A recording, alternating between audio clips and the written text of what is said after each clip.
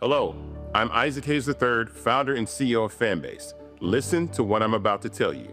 The window to invest in Fanbase is closing. We've raised over $10.6 million of our $17 million goal.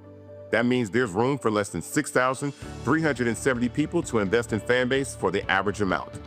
The minimum to invest in Fanbase right now is $399. That makes you an owner in Fanbase today. Go to startengine.com/fanbase to invest. Why?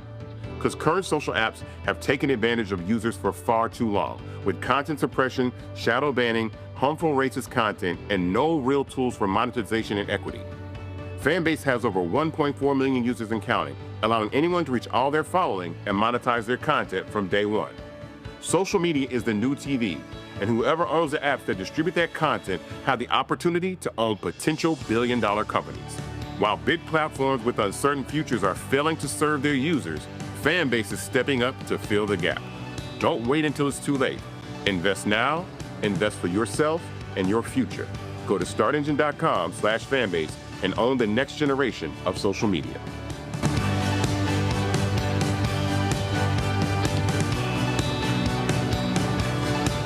Folks, Black Star Network is here.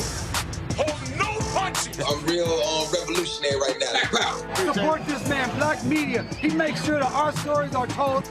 Thank you for being the voice of Black America, Roland. Stay black. I love y'all. All momentum we have now, we have to keep this going. The video looks phenomenal. See, there's a difference between Black Star Network and Black-owned media and something like CNN. You can't be Black-owned media and be scared. It's time to be smart. Bring your eyeballs home. You dig?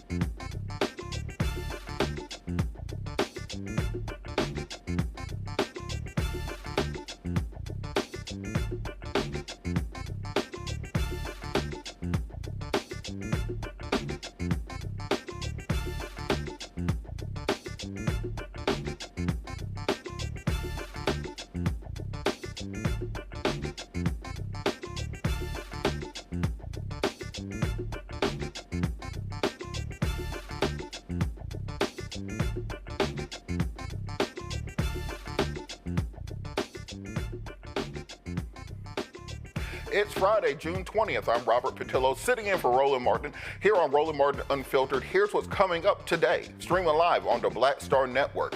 Explosive courtroom drama, shocking audio rocks the Diddy trial.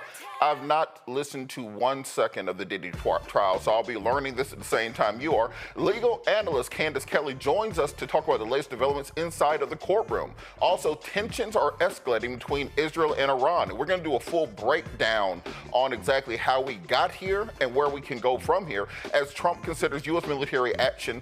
We're going to be joined by national security expert Dr. Nola Haynes, who will explain why we should be concerned about these developments in the Middle East. Also, the USDA is cutting nearly $149 million from diversity, equity, and inclusion programs. We're joined by Congressman Jackson, my boss, who will be discussing what's happening next and his questioning of the Secretary of Agriculture. And also, the MAGA fools have lost their minds when it comes to Juneteenth. Roland literally recorded like a 15-minute segment. And so Roland has a few words for the less melanated people who want to disrespect the holiday. And we also remember the 2 lives lost on behalf halfway through the legendary half of the legendary R&B group Yarborough and Peoples. It's time to bring the funk on Roland Martin Unfiltered, streaming live on the Black Star Network. Let's go. He's got it. Whatever the miss, he's on it. Whatever it is, he's got the scoop, the fact, the find. And when it breaks, he's right on time and it's rolling. Best believe he's knowing. Putting it down from sports to news to politics. With entertainment just for kicks, he's rolling. It's on go, y'all. It's Roland Martin, rolling with Roland now. He's funky, he's fresh, he's real, the best, you know he's Roland Martin now.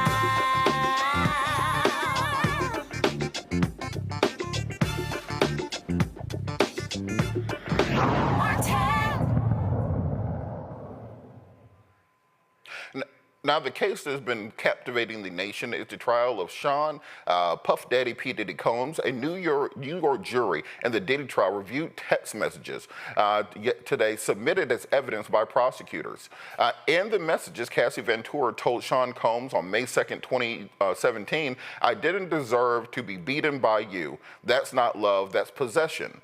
And as a result of that, we also saw more messages coming through that refers to a well-known videotape assault that occurred in 2016. Braden Paul, Combs' former personal assistant, also testified that he was there during various drug-fueled incidents with Combs during his employment. Legal analyst Candace Kelley joins us to talk about these recent developments. Attorney Kelley, how are you doing this evening? I'm good. Good to see you, Robert. Thank you so much for joining us. So, as I said, I have not seen 1 second of this trial. Catch us up on what's going on. Well, listen, the prosecution is coming to a close of its case. They're actually going to be resting next week. As you mentioned, there were 2 witnesses that took the stand today to really close this out. First, we had Brendan Paul. He took the stand today. He has full immunity, by the way. He is the former personal assistant of Sean Combs, was his personal assistant for about 18 months. He made it specifically clear, though, that he is not a drug mule. That's what we've been hearing a lot about Brendan Paul. Many people know his background. He graduated from Syracuse University. He's on the basketball team, obviously a very tall gentleman in court. But one of the things that he talked about was the fact that he was arrested for cocaine possession at the time that Sean Combs was caught in terms of his homes being invaded. He was actually on a private jet with KK. Many people know as Christina Coran. She was the chief of staff for Sean Combs. And he said that they were on their way to the Bahamas when he got busted for cocaine, as he put it. He also said a few other things. He said that his job was a lot of hours, maybe 80 hours a week, that he procured ketamine and ecstasy, Adderall for Sean Combs. But again, he emphasized that he was not a drug mule. And he also said that he did not witness criminal activity on these freak-offs, or what many people now know as King Nights. Also testifying, as you mentioned, was a Homeland Security agent. This was a man who took us through more texts, more financial records, hotel reports that were tied to Combs. He talked about large stacks of money that would be moved based on the text, asking for $10,000 or $3,500, or we need $600 right now at this very instant. And then there was a damage report from a hotel in London that he testified. And he testified about how the towels appeared to be soaked in baby oil. Now, a lot of people have a problem with this whole baby oil. Like, who cares is what a lot of people are asking me. If there's baby oil, if there's Astroglide, that's his personal preference. Well, one of the things that the prosecution is trying to do is say that every time that there is baby oil, that this signifies a forced freak-off. That freak-off, this is the connection that they want the jurors to make. So this is why they mention the baby oil so much. It's not because of his sexual preferences or what he does in the bedroom. The prosecution is saying, listen, every time you hear about a lot of baby oil, that means that was a freak-off. And they also want jurors to associate that freak-off to something being forced. Now, as a reminder to some people who may not be following the case like you, we've been seeing, actually in the gallery, I have not been seeing anything, but the jurors have been seeing pictures.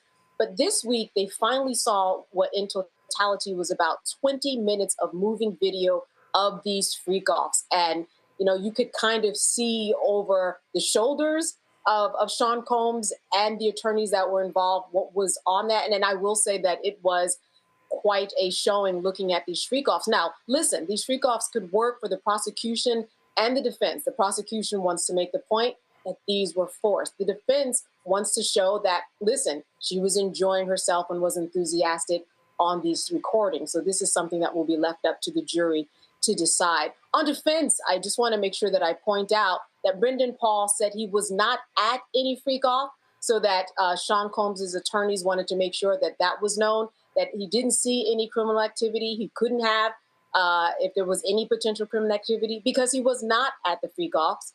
They also insinuated that maybe these drugs made Sean Combs a slight more creative, and it wasn't because he was running some huge enterprise. And they also brought up the fact that, Brendan really learned from his experience, that he admired Sean Combs, and this was something that was a big deal. As I said, next week on Monday, the prosecution will rest. The defense has said that they will only take a couple of days and that they will be finished with all of their witnesses by Wednesday, a lot sooner, Robert, than a lot of us had expected. Well, and on that point, I've done RICO cases in the past. We've seen high-profile RICO cases in recent years, whether it's the YSL trial in Georgia, the Trump RICO case. It's generally seems recently difficult to prove. Can you kind of, for the audience, tie together how exactly the evidence presented today in court ties to the kind of the macro point the prosecutors are trying to make? Because I've noticed a lot of the online discourse, people not understanding exactly what this has to do with proving the conspiracy or the charges that Diddy's accused of. Yeah, and you make a very good point that a lot of people don't understand because there's a real disconnection. When we think about RICO, we have been trained by the media and movies to think about mafia. And people don't think about Sean Combs in that way. They don't think that he is the mob. But when we talk about RICO, we are talking about committing two predicate acts, one of them perhaps being arson or obstruction of justice, or perhaps bribery or extortion. If he has committed two of those acts over a period of 10 years, then that would lead the jury, if they follow the jury instructions as they should, to say, yes, this RICO charge should actually stick. So that's really the key there, is kind of thinking about it outside of Scarface and Goodfellas, and think of it in the way that it has been used, as you said, over the years. I mean, Adidas has found themselves in the middle of a RICO case. Of course, R. Kelly. Remember the college admissions school scandal? That was a RICO case that crossed state lines with about 54 defendants. So the RICO case is used a little bit more than people probably understand, but the way that we see it in larger than life is with the mob. Though I will say this, Robert, that there are many times during this trial sitting in the gallery where things that are alleged that Sean Combs has done are very mob-like. I mean, when we talk about extortion and Regina Ventura, who is Cassie's mother, saying he demanded $20,000 from me, and I went. I took out a second loan on my home, and I gave him that $20,000 because he said he would release the tapes. Or we heard from one of his workers of several years that he's known for a couple of decades, saying that she was forced into a building, abandoned, and set in the room with a large man who was chain smoking and drinking coffee all day. And for 5 days went through lie detector tests, and nobody knew where she was. And she was threatened that her body would be found in the East River. So a lot of these things are very much aligned with what we think about with the mafia. But we really have to think, will the jury think that this company, all these companies that Sean had, was it in the existence just to kind of carry out these acts? I will say that's a hard one for me to connect to. He had Sean John. He had, the liquor deals. He had his music company, of course. He has marketing company. He had Revolt TV. Did all of this exist just for the purposes of criminal activity? That's not one that ties up into a pretty bow, Robert. And on that point, I think many people, this is part of what you do when you're trying to appeal to a jury, making sure that when you're presenting the case, that you're ensuring that you're not getting lost in the weeds. Do you think that maybe some of this extra information, some of the extra salacious information, runs the risk of distracting the jury from the point that you were making? Was this an interstate, international criminal enterprise, or are they just showing videos to try to embarrass Mr. Combs and eliciting testimony to make him look bad? You can't convict him of being a bad person. You have to convict him of the actual crimes alleged. Right. And, I think that when they saw this video for the first time after we're in our 6th week now, they saw it last week for the first time, the moving video. They had seen pictures. I mean, some of them ripped their headphones off. It was just a lot. Is it distracting? I think that it's actually good for the defense in that we've heard it so much and we've seen, pictures of the Astroglide, just cases of it, a la Costco.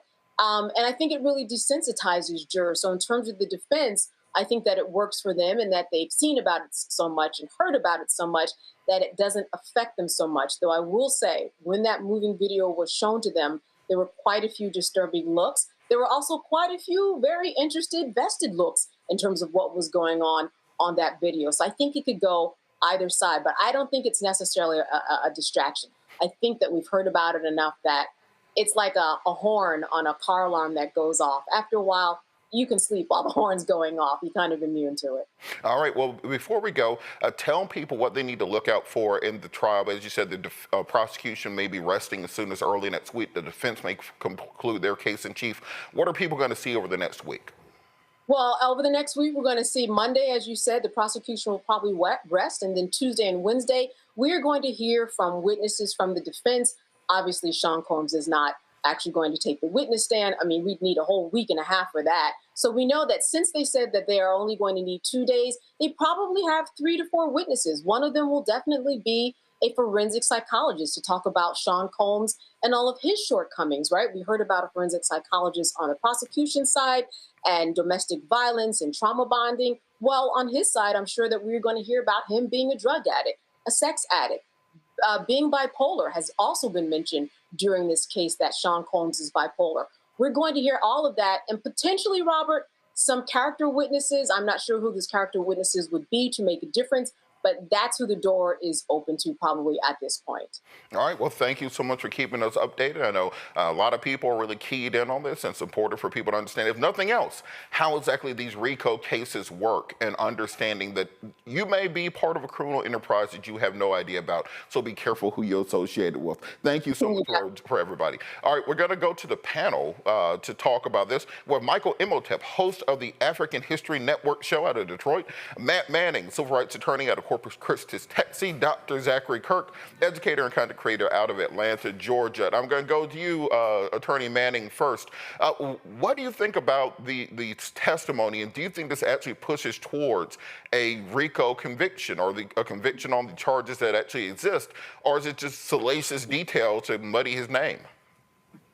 Let me say first, it's a great pleasure to be on with you, Robert. You always do a fantastic job, and Candace as well, so I'm glad to see you both. I read the indictment while you were talking to Candace, and I haven't listened to any of the testimony, obviously not being there, but I'm struggling with how the government is going to make this as well. And let me give you an example. Roland has a bunch of people working for him, right? If they go out and they do something and something happens while they're out, if somebody's prosecuting, there's going to be a question of whether that's done under the aegis of the Roland Martin Unfiltered show or whether it's done with a group of people who happen to work for Roland Martin. That is the issue in this case. There are a number of people who work for Diddy, and the government has the burden solely on their shoulders to show that all of these activities, these salacious details, as you're saying, inure back to the Combs enterprise. And I think the idea that just because they work for the Combs enterprise, that creates RICO liability just doesn't track. I've never tried a RICO case. I've tried hundreds of cases, never particularly a RICO case. But the way I would attack this is precisely what my understanding Brian Steele is doing, which is, look, he may like to partake in drugs. He may like to do things sexually that are outside of the norm for you, but whether that correlates to a conspiracy under this business enterprise to further its purposes is a difficult thing unless you have very clear evidence that it's done for those purposes. And very quickly, before I turn it over to another panelist, I know the way the government tried to write this indictment was pretty wide-reaching and nebulous, you know, to increase his power, I think is some of the language that it used, to preserve his prestige.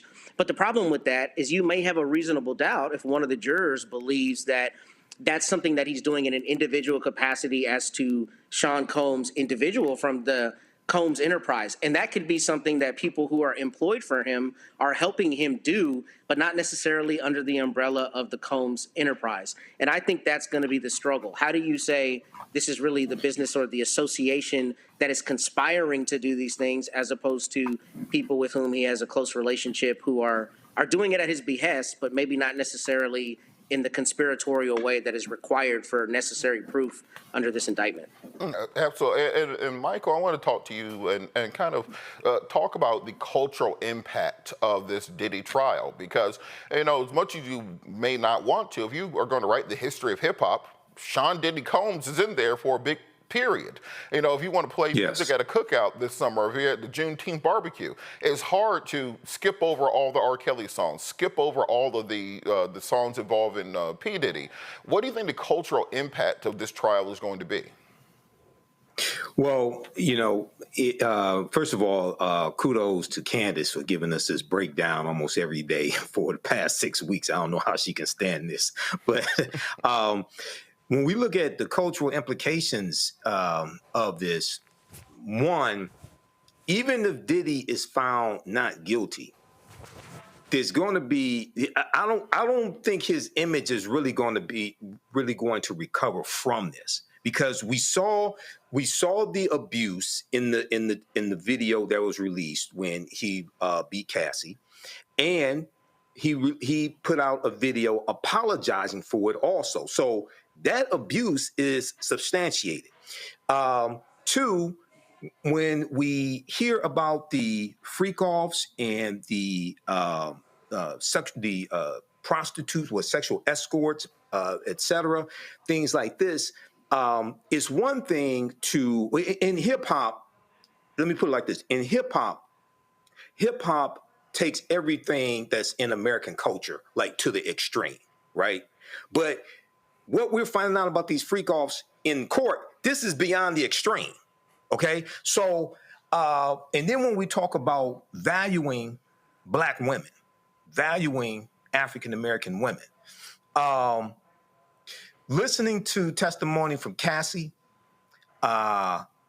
things that we're finding out in this trial, even if he's found not guilty, I would be suspect to really any Black woman that wants to work with Diddy after this.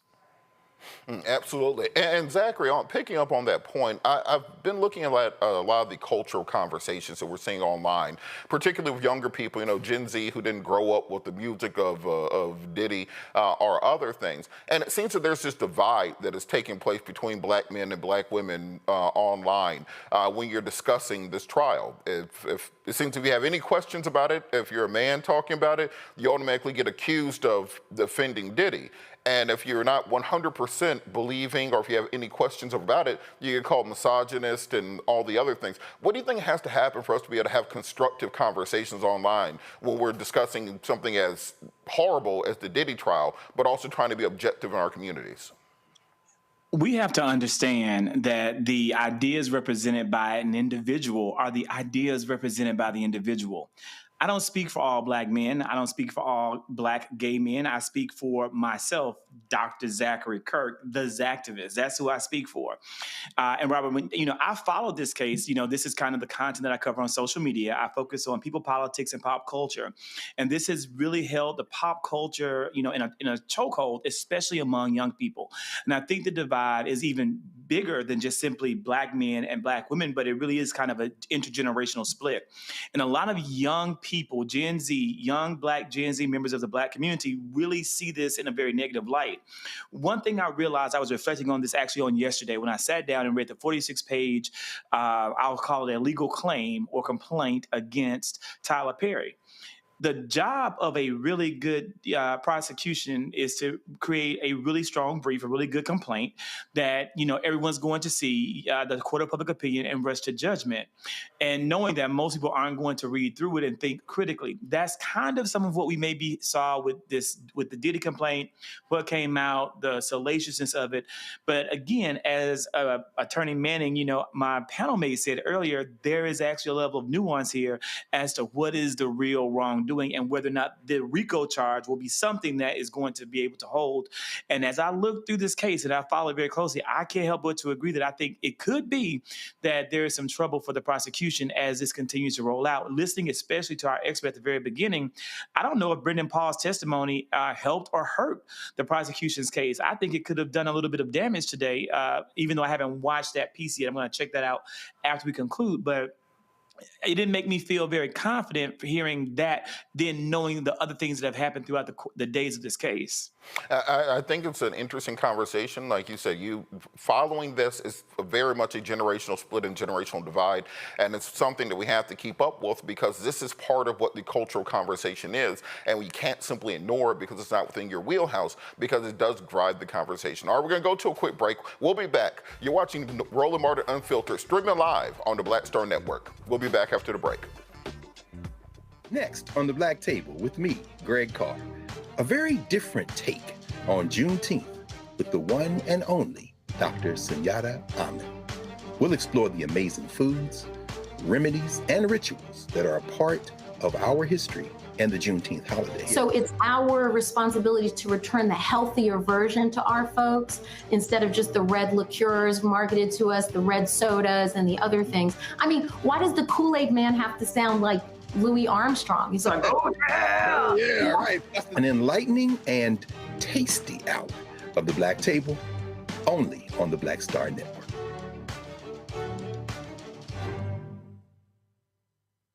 Me, Sherry Shepard, and you know what you're watching, Roland Martin Unfiltered.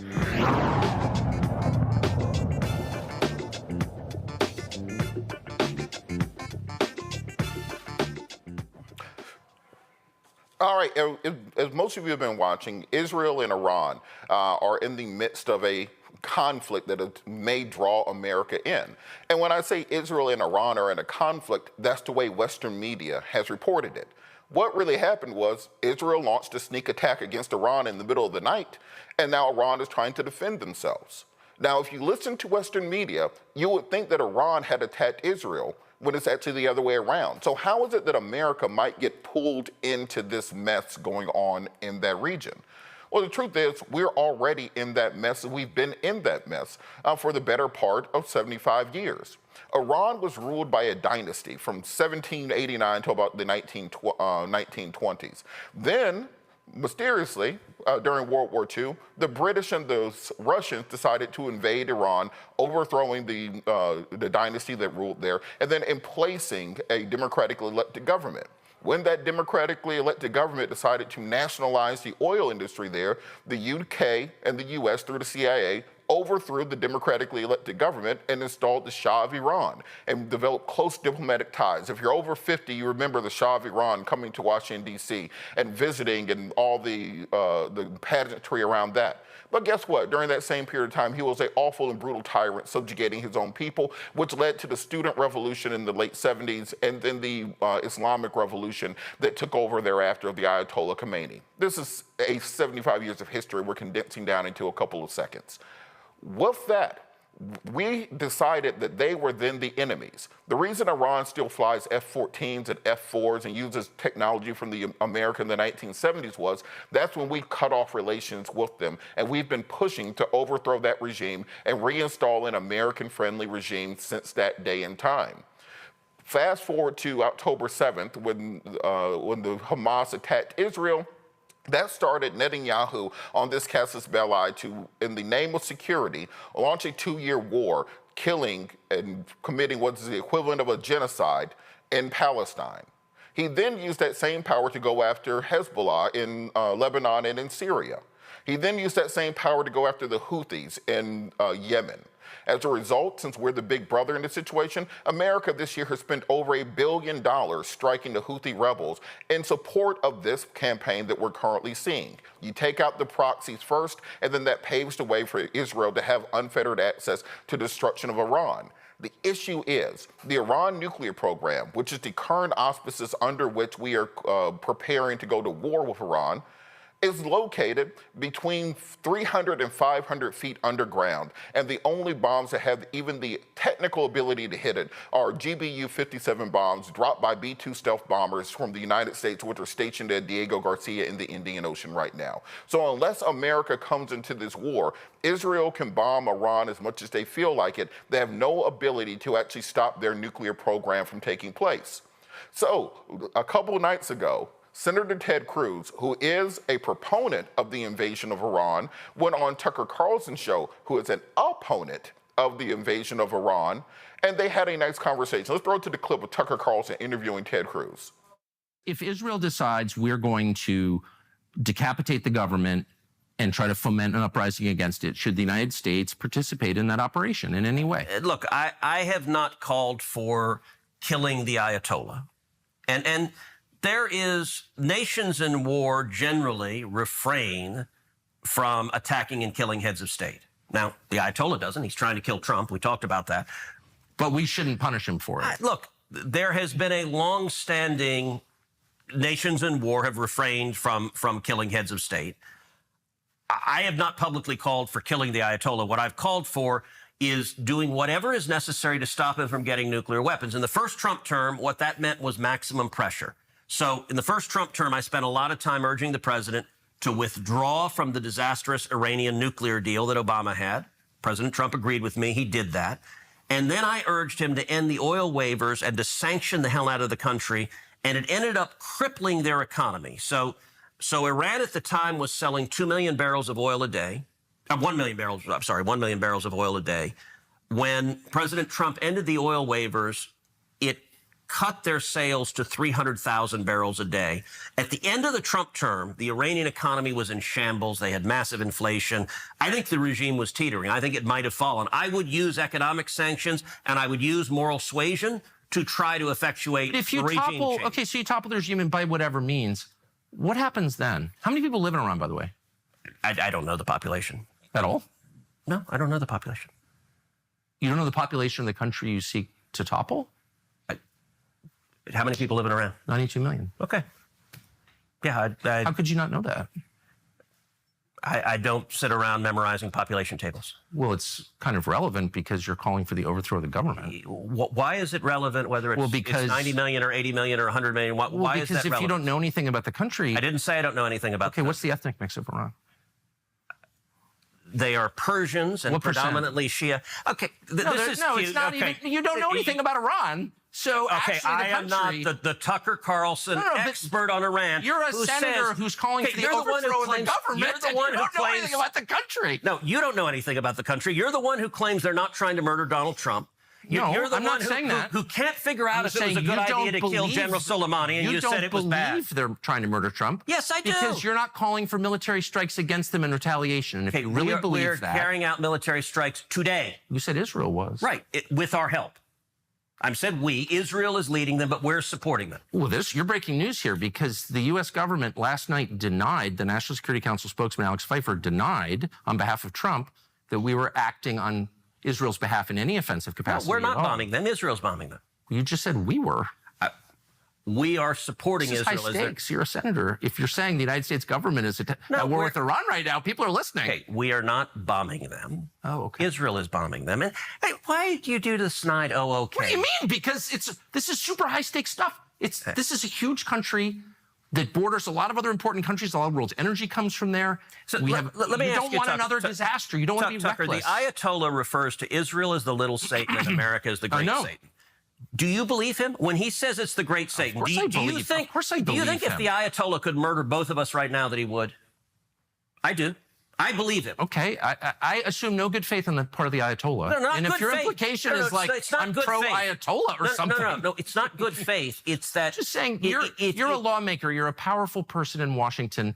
This is the most powerful country in the world. If you're calling for toppling in government, it's incumbent on you to know something about the country and to think through the consequences of that. And you haven't, and you don't. You know, for once, I feel bad for Ted Cruz, because Tucker Carlson, I've been on his show plenty of times. He's a nice guy, actually, in person. But let's throw up this map of the Middle East real quick, just so people can understand. So right there in the middle, that's Iran. The big thing in the middle, look to the left of that. That is Iraq. Remember that time we tried to invade Iraq, how well that went? See how much bigger Iran is than Iraq? Guess what? We'd have that much more of a problem if we decide to have a military intervention. Look on the other side of Iran. That's Afghanistan. Remember that time we tried to invade Afghanistan? Remember how well that went? Well, we're going to have all those problems plus some if we're trying to do a military intervention in Iran. Add into that, when Ted Cruz talks about regime change, toppling the regime, to the northwest corner of Iran, so top left of your screen, that area is Kurdistan. It is a semi-autonomous region of a Kurdish people that stretches between the Iranian, the Iraqi, and the Turkish borders. Look all the way down to the southeast corner where Iran intersects with Afghanistan and Pakistan. That area is called Balochistan. That is a semi-autonomous region which is spread out between Afghanistan, Pakistan, and Iran. If you look at the border between Iran and Iraq, that is the Sawat al-Arab waterway, where they have been going to war for the past 40 years for water rights to that. Look all the way on the Afghan border. There's a river there. Iran and Afghanistan have been fighting for the last 5 years over water rights to that river. So if the regime falls, all those people immediately invade and declare independence. You have a civil war going on in Kurdistan. You have a civil war going on in Balochistan. You're invaded by Iraq. You're invaded by Afghanistan. To the top east corner, they have a semi-autonomous area by Turkmenistan that also becomes immediately independent. So to talk about this and what the ramifications will be of an actual invasion of Iran by Israel and the United States, we're joined by Dr. Nola Haynes, national security expert, theologian, and professor. Dr. Haynes, how are you doing? I'm good. I am not a theologian. I respect theologians way too much. I do have a divinity degree, but I'm not a theologian. I think all of the above are needed in this particular time. So can you talk a little bit about what the actual ramifications would be if we went to war, or if America got drawn into this war with Iran? Well, I have some information this evening that suggests it's not a matter of if, that the 2-week pause is actually more about us, the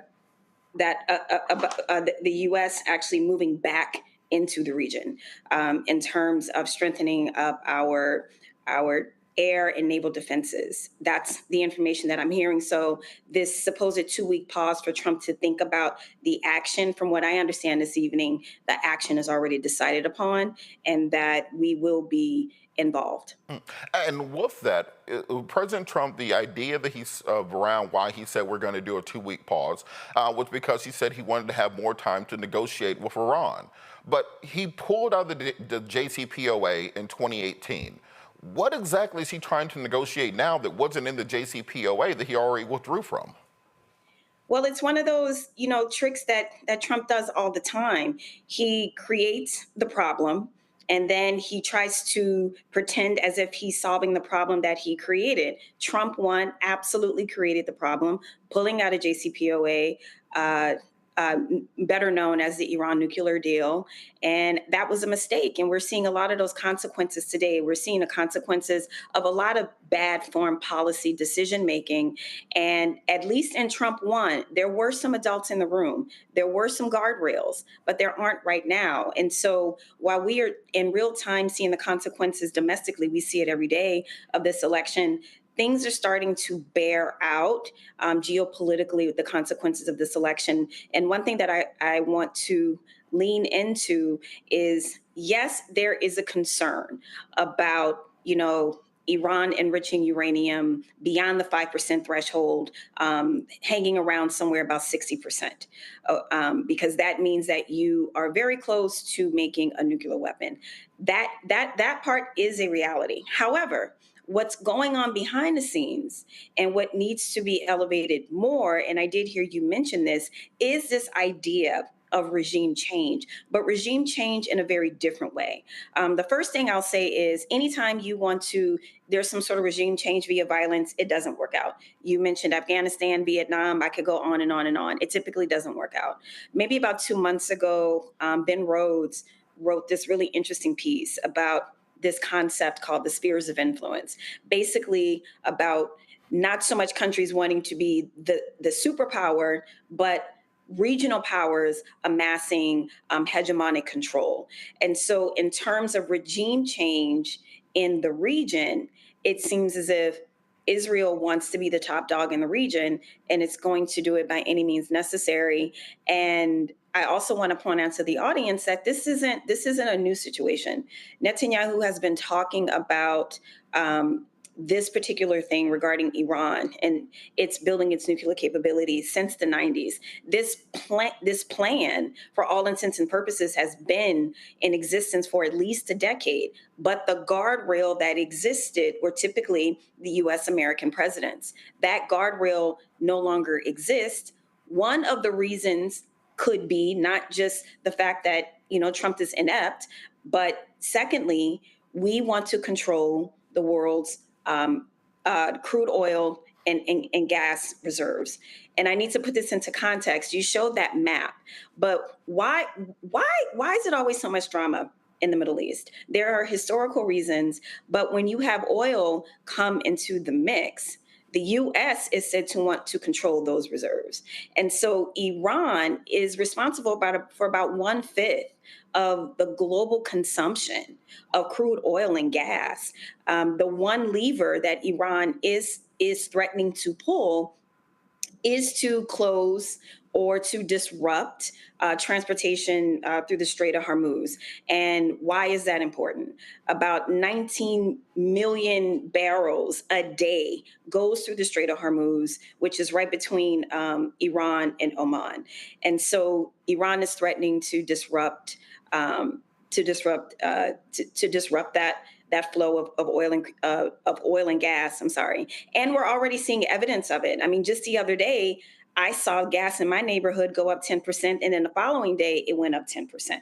So we will feel those very real consequences in our gas tanks if the United States enters. Well, from what I'm hearing today, there's no if. It sounds like we are. It's just a matter of when.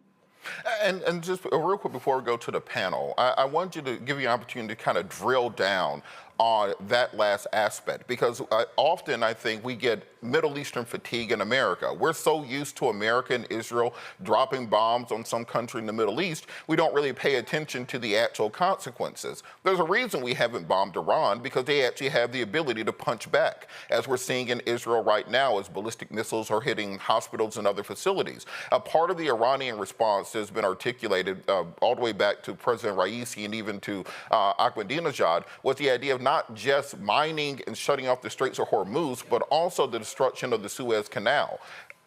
I want people to understand that a few years ago, you had the Suez Canal shut down for like a week, and it closed down global shipping for over a year. Can you talk about what the real world implications would be of a war with Iran, where both the Straits of Hormuz were shut down, the Suez Canal was shut down, and then we're making the Malacca dilemma even worse for most people? Well, one of the major consequences is just yesterday, Putin and Xi basically said, keep your hands off Iran. China gets about 20% of its oil and gas from Iran. Putin has, I should say Russia. Russia had entered an agreement in January with Iran, a strategic agreement saying that they will come to each other's aid. This agreement covers everything from energy to defense. So I had said, at the start of this, that Iran isn't what people think it is. That back and forth that Tucker Carlson did with Ted Cruz was important for a lot of reasons. But one of the things that he was trying to drill down on is, I said Iran ain't no punk. And what I mean by that is we are talking about 91 million people. We are talking about a very large continental sovereign country who has very important friends. China and Russia will come to Iran's aid. In Beijing, they are talking about this as Israel's, I'm sorry, it literally just left my mind because I'm so overwhelmed with what's happening right now. It is, oh my goodness, I cannot believe it'll come back to me. But this isn't seen as something that needed to happen. This was an aggressive, I got it, Iran's Pearl Harbor. That's how Beijing is talking about what Israel did to Iran. And while I'm not going to sit here and say that there isn't a worry about Iran enriching, because if that weren't a worry, the Obama administration would have never entered into the JCPOA with them. That is a thing. That is a thing. But to use that as a reason to aggressively invade, that's another thing. It's kind of breaking the law. And so now you have the United States counting on Israel and the United States to win against Iran. It's not going to be that easy. Iran has friends. They have important friends.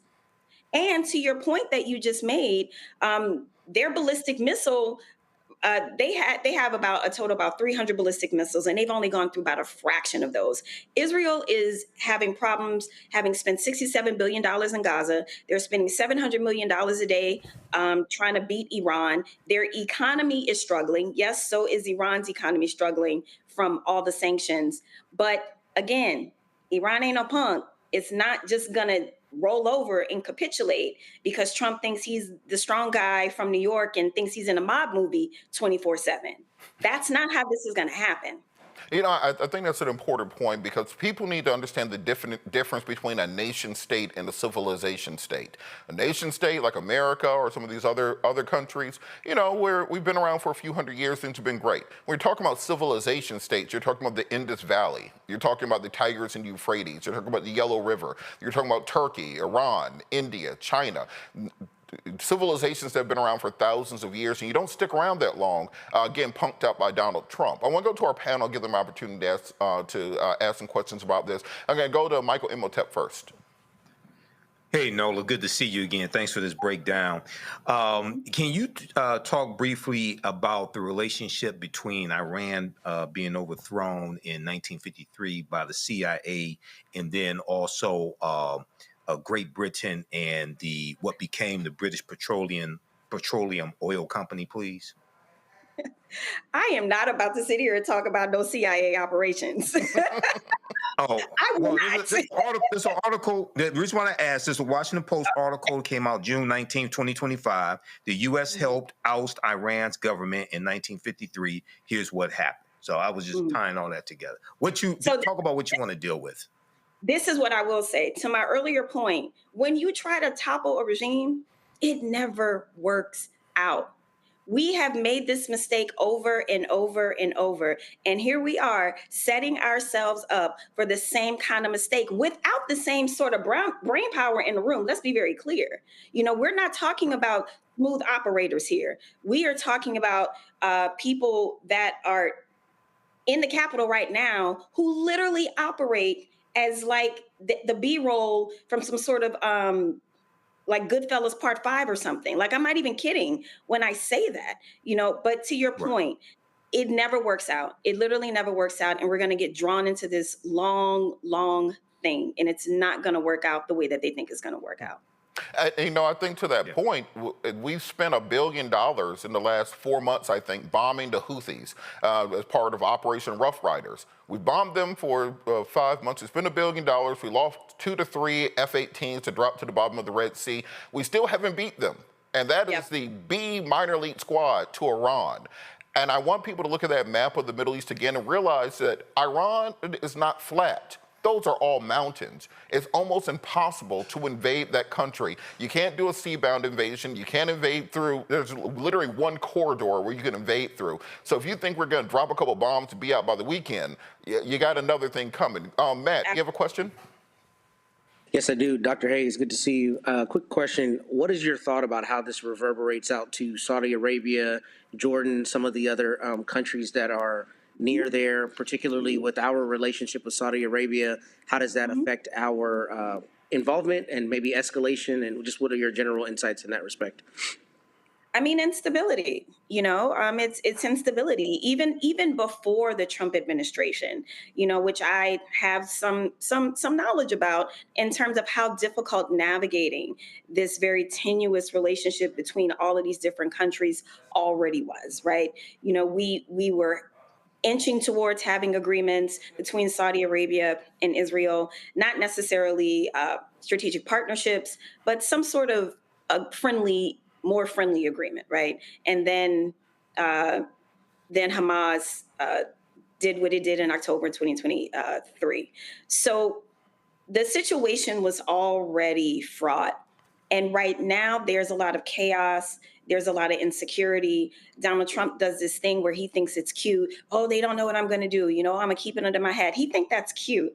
That's not how you do international security. That's not how you handle geopolitics, right? So it's going to cause a lot of instability, but where we're going to see it and why this matters for U.S. is we're going to see it at the gas tank. And we are already threatening inflation with tariffs and all these things. So it's just going to complicate an already fraught situation here at home and abroad. And on Can I ask a follow-up? Yeah, go ahead, Matt. Go ahead. Sorry, very quickly. Does that mean then you think that we'll be boots on the ground in Iran and then also in a lot of those surrounding countries for security purposes? I mean, what does that look like in terms of mobilization of forces? Well, right now it's air and naval. In terms of boots on the ground, we do have a few boots on the ground helping man the THAAD batteries. In terms of will that look like more traditional conventional warfare with boots on the ground? I don't know. Directly in Iran, I've been thinking a great deal about that, but that doesn't mean not in other areas. To your point, that it may come to that.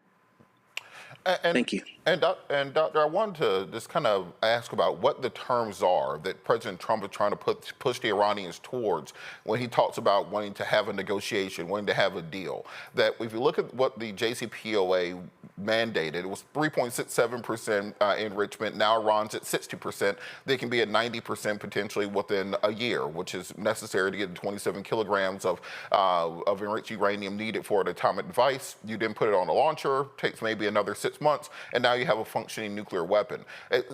From what it sounds like, the Trump administration is suggesting a nuclear consortium where Iran, Saudi Arabia, Oman, Qatar, UAE would share nuclear production, and therefore Trump would actually be able to essentially profit from this nuclear deal. Can you kind of talk about what exactly Trump is trying to get Iran to agree to? Right. So, with Trump, it's always about how can he make a quick buck, right? There's everything from, let me back up a little bit. For whatever reason, this administration, you don't have to see anything. You don't have to see a plan. It changes from moment to moment. One moment it could be, completely abandoning their nuclear program to, like you said, this consortium deal. Again, this kind of opaqueness where Trump thinks it's cute. He thinks that's how you move and maneuver. That is not what you do diplomatically. That is not what you do in a foreign policy space, especially when you're talking about nuclear security. My worry is this, because of Israel's move, that this will actually quicken the pace of Iran actually developing, a weapon, if maybe they already haven't. And then I also want the viewers out there to understand something.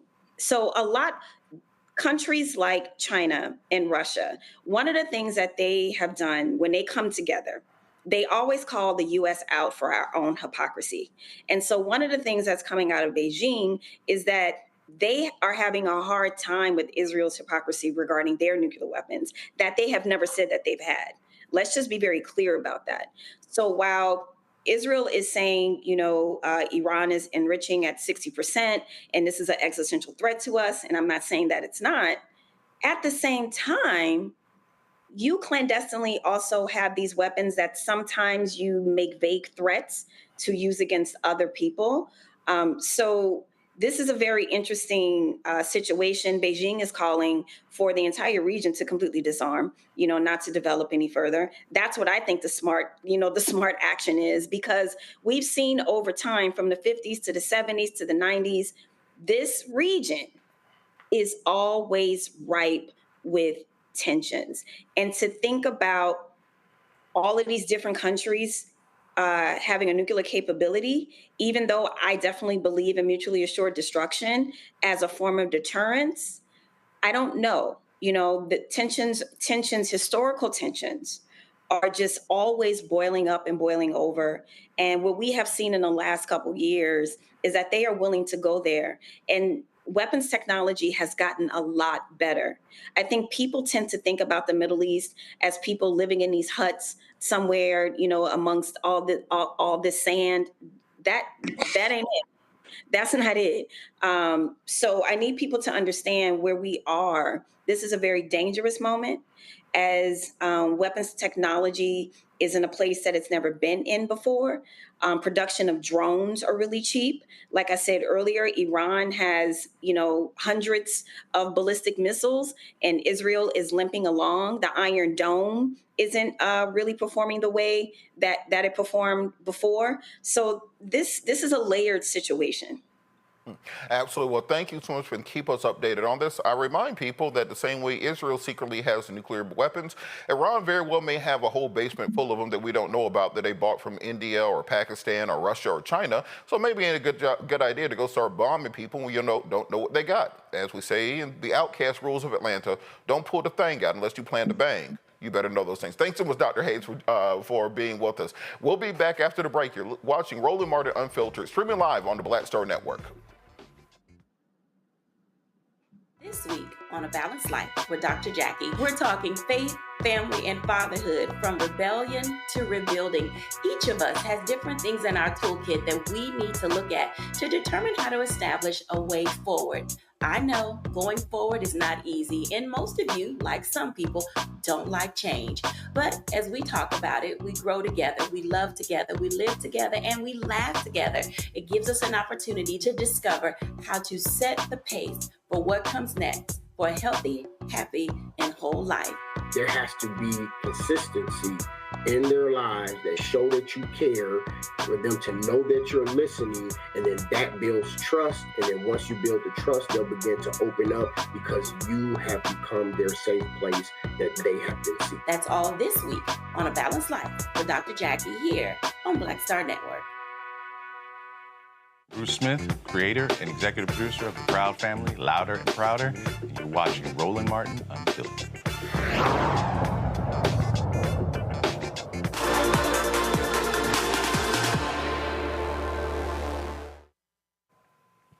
All right, we have breaking news from I think they're going to get this up on the screen for you guys, from Dr. Boise Kimber, president of the National Baptist Convention. The National Baptist Convention USA highlights Target Corporation's partnership during National Convention in Montgomery, Alabama. I'm just going to read the press release to you guys. The National Baptist Convention USA is committed to ensuring that corporations that do business in our communities give back to and help rebuild and stabilize neighborhoods. The partnership with Target Corporation is based on our shared commitment to community empowerment through small businesses and entrepreneurship, development, investment in education and student support, and workforce and skill development unlocks growth across the communities. The NBC USA has been clear about our expectations that Target senior leadership have responded in a very positive way. We are working on a 3-year plan that will be very beneficial to the African American community. If I thought Target was not sincere in their commitment to the African American community, I would be the first one to pick at the picket line lines. Our communications with Target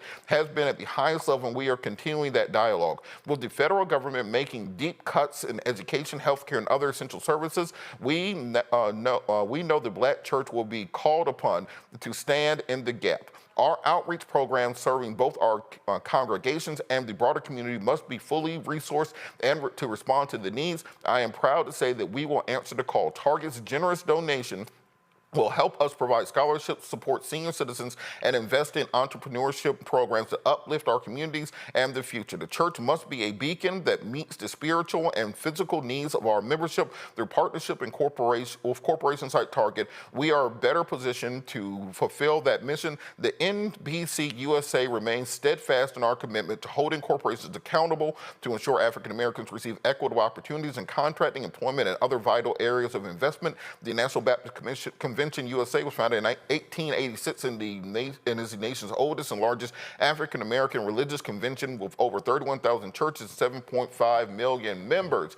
All right, so we're going to go straight to the panel on this. So it sounds like Target is working with the National Baptist Convention to come to a resolution on this year-long boycott. As many people know, the Trump administration, when they came in, did this massive rollback of what they call DEI, but what is really civil rights. They turned the clock back on many of the gains we've made when it comes to civil rights, and many corporations we saw folded, Target being one of them, getting rid of many of their diversity programs. If you went into a Target this week, you'll notice the Juneteenth exhibit was a whole lot smaller than it was a year ago, cutting back on affinity groups, etc. But Target is one of the corporations that's really been affected by the boycott movement, and it appears they're making movement potentially in a direction of supporting the community. So I'm going to go to the panel. Michael, what's your take on this?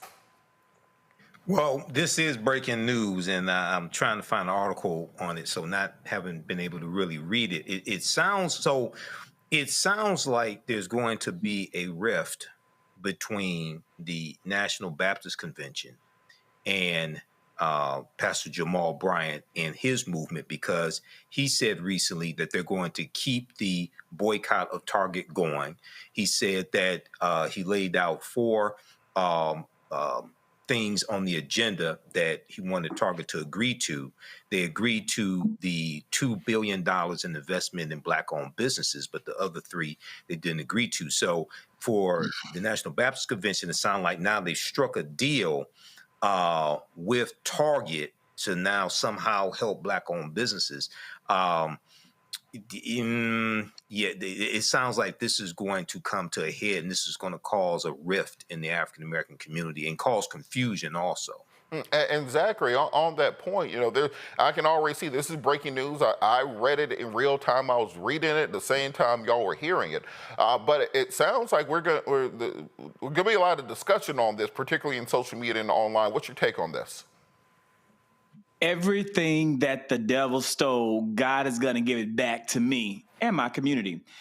I don't care what Target is doing to try to fix and mend these bridges. It is going to, until they give us every single thing that they've taken away from all marginalized communities, there will be, I will never shop there again. It's not going to happen. And I will continue to boycott and continue to call for our brothers and sisters to do that boycott, because that boycott is working and it's sending a national message.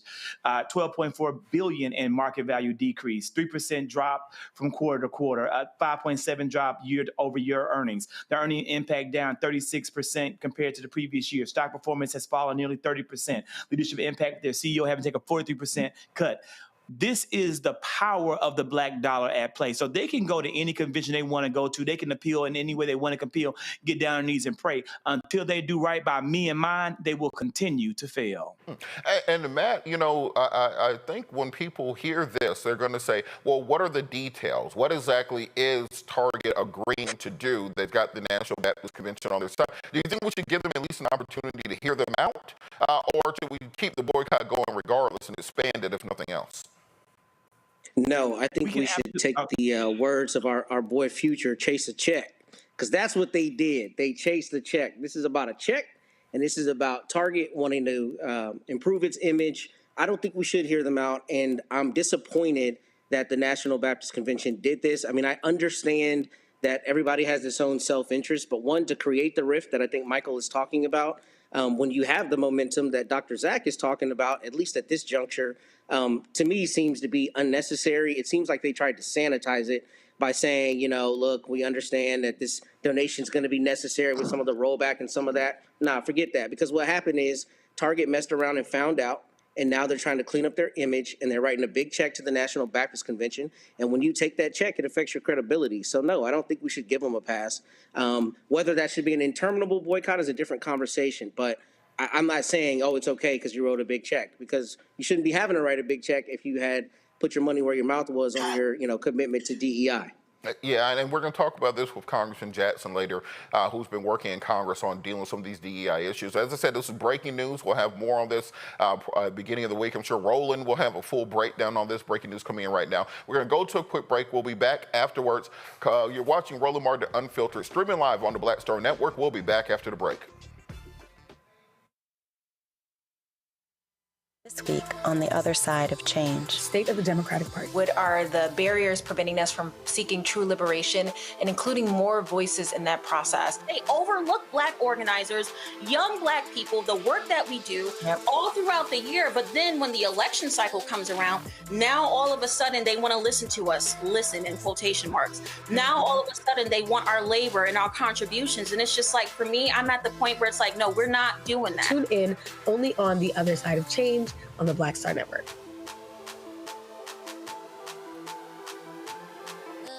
Hey, what's up, y'all? I'm Devon Franklin. It is always a pleasure to be in the house. You are watching Roland Martin Unfiltered. Stay right here.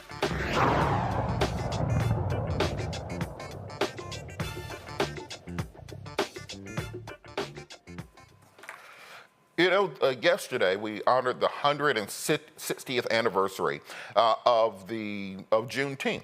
And when you look at what happened when President Biden made it a federal holiday in 2021, the MAGA folks immediately lost their minds. I don't know why, because President Trump was a proponent of this in his first term. He's the one who suggested making Juneteenth an actual holiday. But then when President Biden did it, we saw yesterday President Trump sending out a tweet saying, we got entirely too many unpaid holidays. So Roland had something to say about these people and their backlash to Juneteenth. Let's play the video of Roland.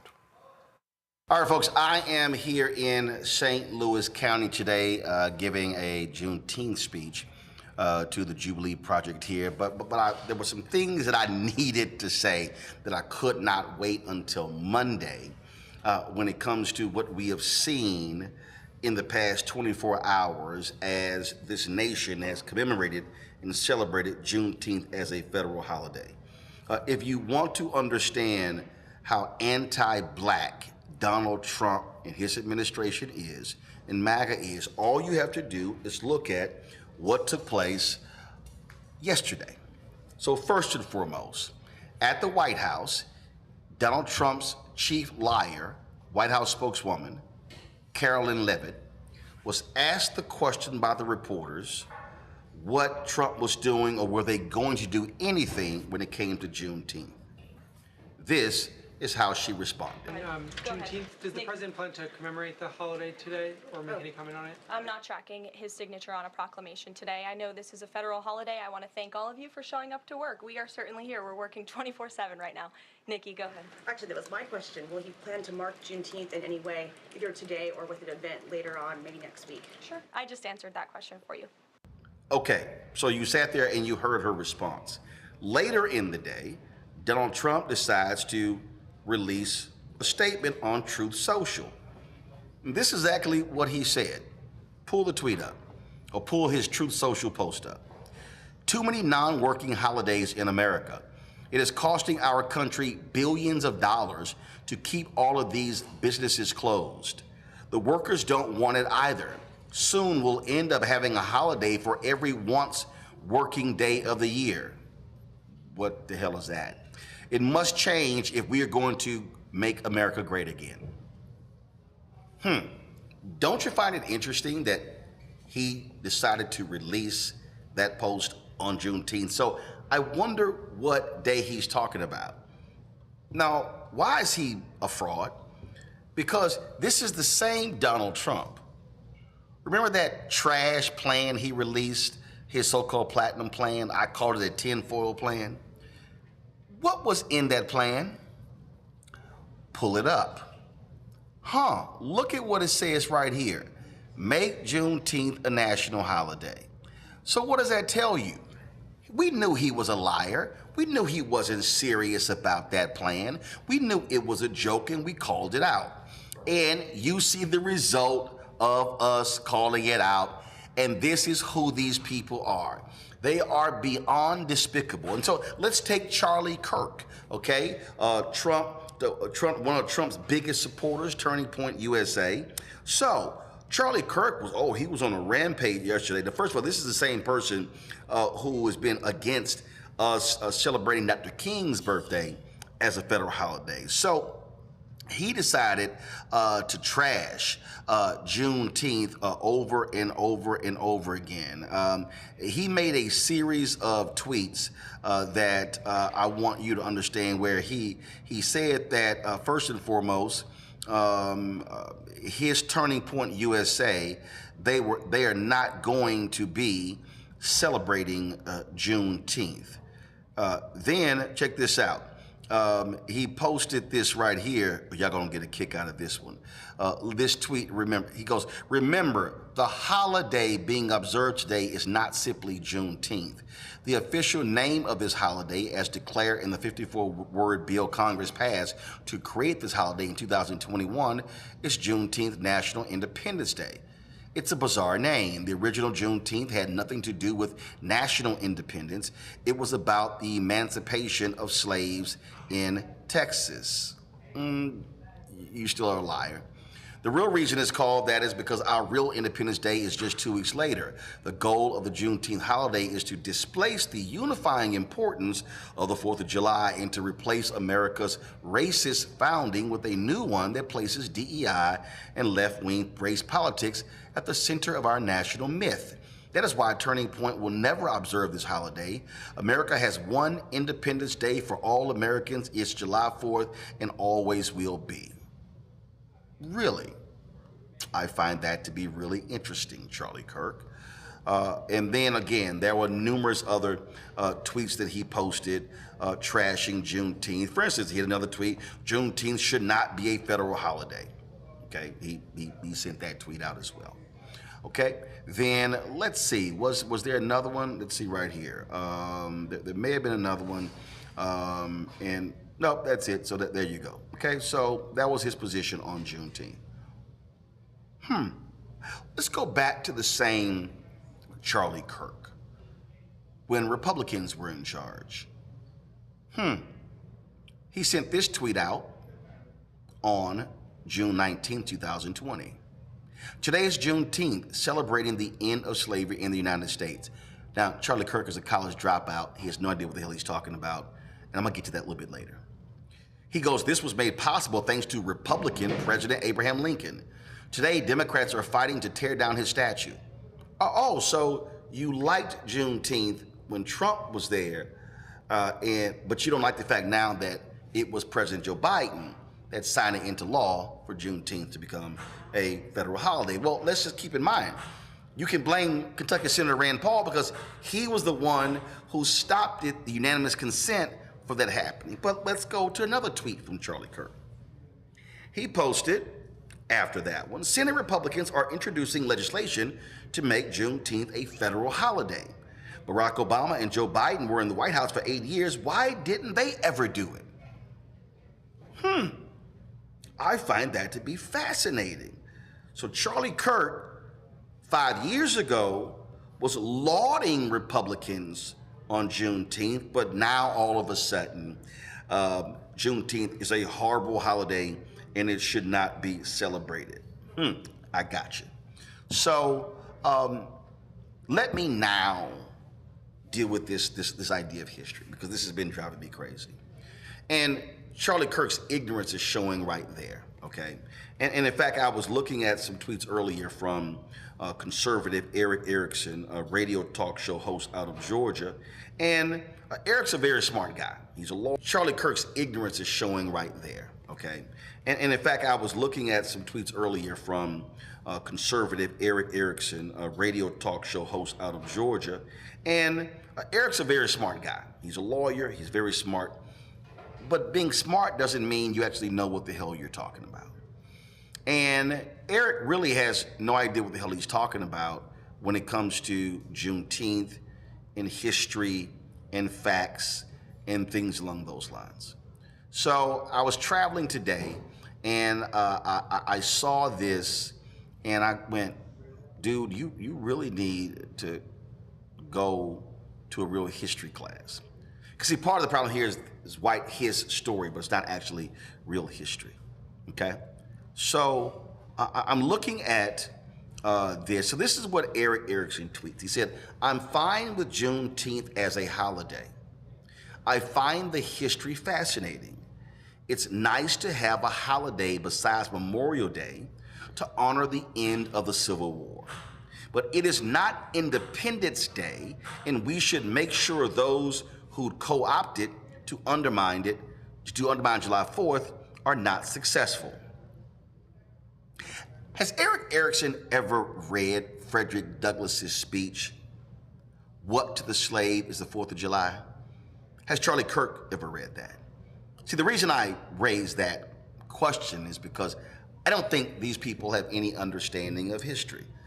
See, white Americans love to tout July 4th, not realizing that when America gained its independence, that didn't exist for people of African descent who were enslaved.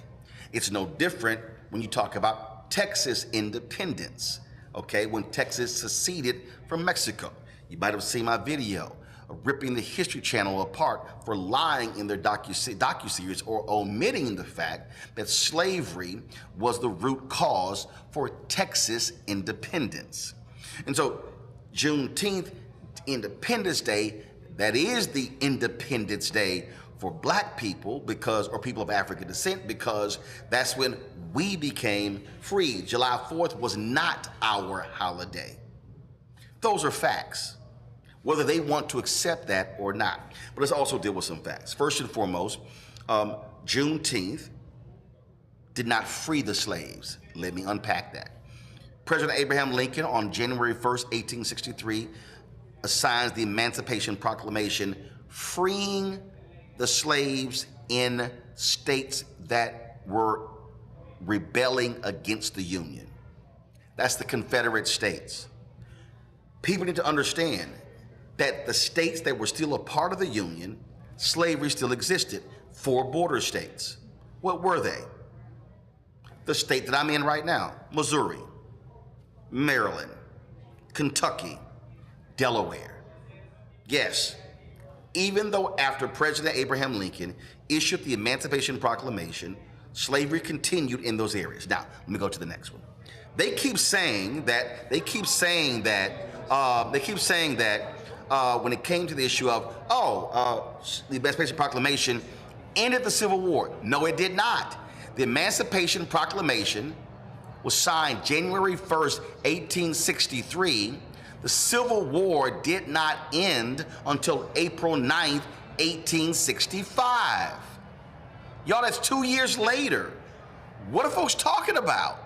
Now, when people then say, well, okay, it ended slavery, it did not. When General Gordon Granger came to Texas, he actually issued General Order Number 3. Do you know what that actually said? He was enforcing the proclamation. It did not end slavery. It also was not representing the end of the Civil War. So again, Eric Erickson is dead wrong. The radical Republicans in January of 1865 introduced the 13th Amendment, what is called one of 3 Reconstruction Amendments. What then happened was they passed it, Congress passed it, but a constitutional amendment has to be ratified by 3/4 of the states. It went to the states. December 6th, 1865, it was fully ratified. Then it was accepted on December 18th, 1865, thus becoming law. but that ended chattel slavery. It did not end slavery. If you read the 13th Amendment, the language is still there in the 13th Amendment. Slavery still exists in the United States. And again, if you just read the language, it says the U.S. So again, this is what it says: neither slavery nor involuntary servitude, except as a punishment for crime whereof the party shall have been duly convicted, shall exist within the United States or any place subject to their jurisdiction. These are the facts. And so these white conservatives, they've never cared about discussing slavery.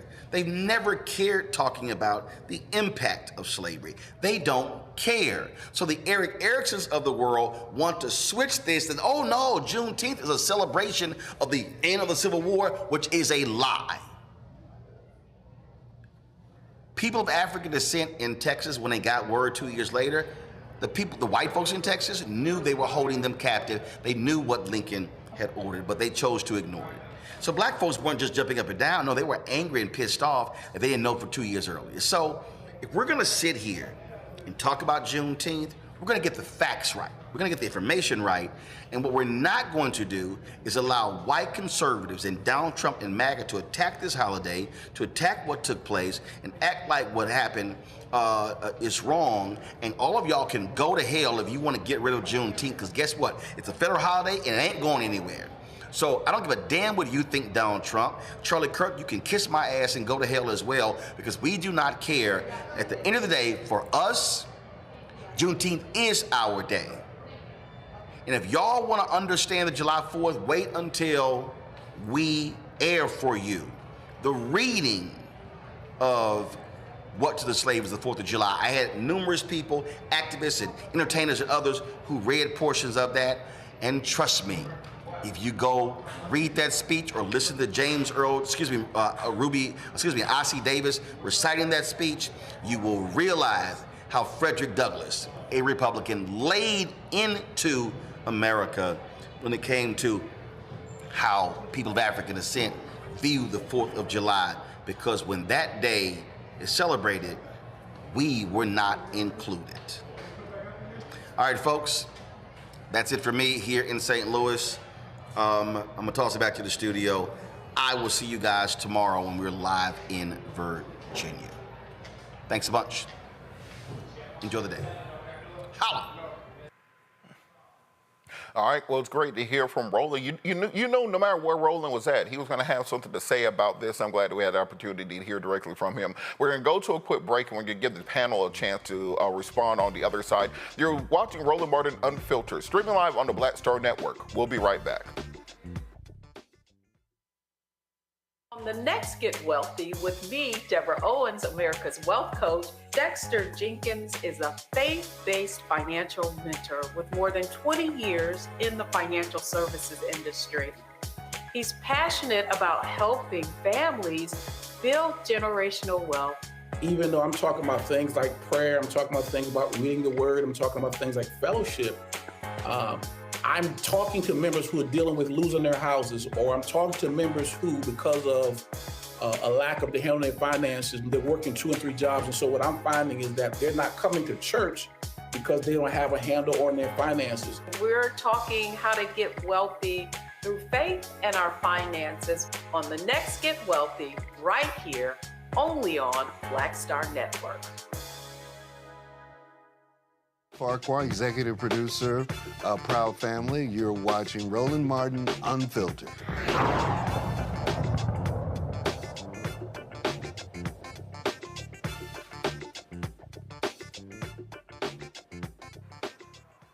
Well, the disrespect continues. In North Carolina, a black woman is going viral for how she handled racism with grace after employees at Synergy Auto Care in Wilson, North Carolina made slick remarks about reparations. She didn't argue, she just walked out. Now an employee at the auto shop released the video and this statement, thinking folks would be on their side. So they said, so today's wow moment, we have multiple customers in our waiting room while their vehicles are being serviced, and we we were checking our till to see if we needed any extra change because the banks will be closed tomorrow for Juneteenth holiday tomorrow. A customer overheard us say the banks were closed and asked us why they were closed. Our manager responded, well, it's Juneteenth, a federal holiday. They added a few years ago. The customer said, okie doke, and our greeter said, I know, right? Just a general generic response. No faster than she finished speaking did another customer stand up and give me my effing truck. Pull my effing truck around, give me my keys. I don't want nothing done here. Caught everyone completely off guard. I followed the customer outside to ask her what happened since it was all so fast. She told me she was going to leave with this and that we are racist. I said, ma'am, I was right there and nobody said or did anything out of their way towards you or anyone else inside. She told me, we all laughed at her and we're chuckling and mocking the holiday and that I didn't know how that made her feel because she was black. She said, I am still going to live with this. I told her if that was the case, I was going to go ahead and post the CCV footage so we are not unfairly judged off of one side of the event. I generally don't entertain these kinds of things, but when you bend over backwards for all your customers, no matter who they are, it stings to be accused of hateful things. I'm attaching the video so anyone stumbles across the hate post or video with Synergy Auto Care that focus at the focus, you'll have seen the actual interaction for yourself. Here is the video. We're at the overstop list this morning. Oh, then we're good, yeah. Yeah, the first when I went to the bank, I got it. Yeah, that's fine. I can do you already. That's fine. Okay. Going all over. 1, 2, we're still stacked.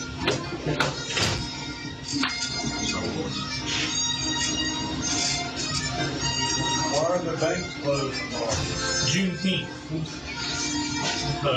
New holiday they did a few years ago. Okie dokie then. I know, right? Pull my fucking truck. Pull my truck around. Please. Pull my truck around. And give me my keys to my truck. I don't want this to done. Please go get my truck. Thank you. Is it this one right here? Yeah, no, it's a Berkeley Tahoe. What's that?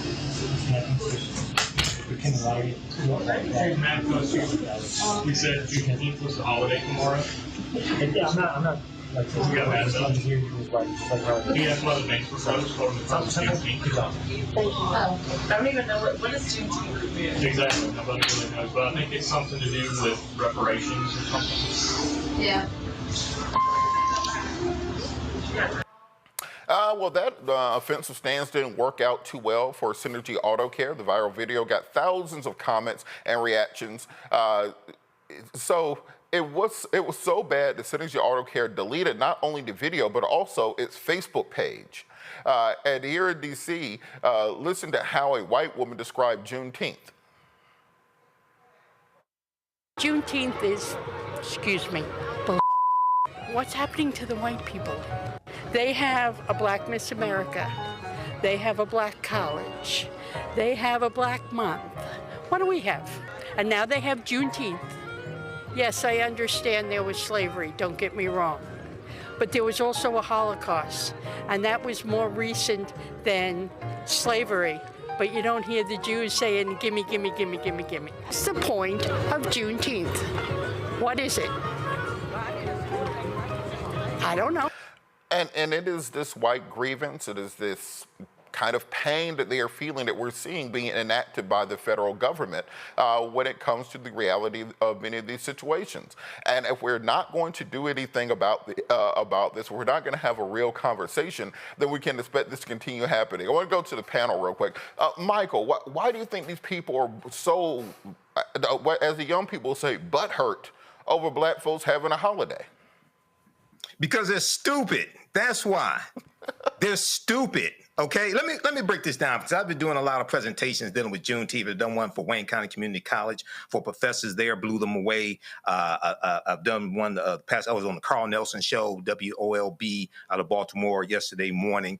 Juneteenth is an opportunity to force into a national conversation a history that Republicans and state legislatures are passing laws to suppress the teaching of that history, and you have an attack from the federal government as well on African American history also. So Americans are very ignorant of history. First of all, if we deal with this, Juneteenth first of all, goes back to 1866, and African Americans have been celebrating that since 1866, okay? Major General Gordon Granger delivering General Order Number 3.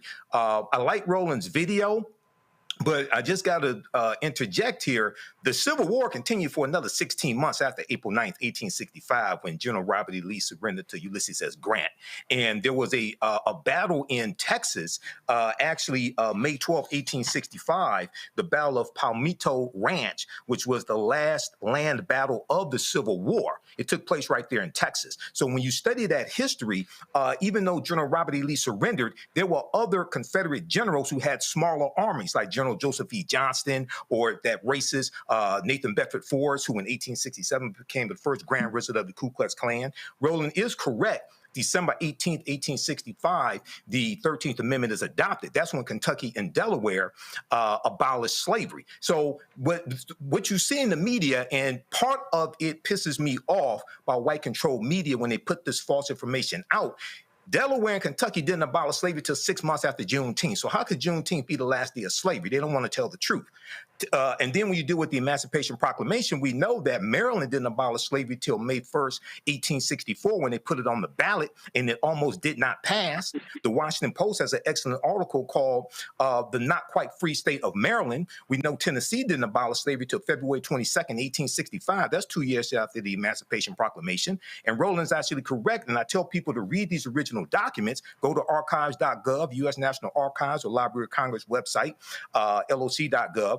The Emancipation Proclamation was a military strategy that Lincoln was implementing to try to bring the South back into the Union. The initial Emancipation Proclamation was September 22nd, 1862, and it stated that the states and territories in rebellion, if they did not come back into the Union by January 1st, 1863, that their slaves would be set free. He had no authority to do that, but Maryland, Missouri, Kentucky, and Delaware were allowed to keep their slaves. So we really have to get deep into this history, separate fact from fiction.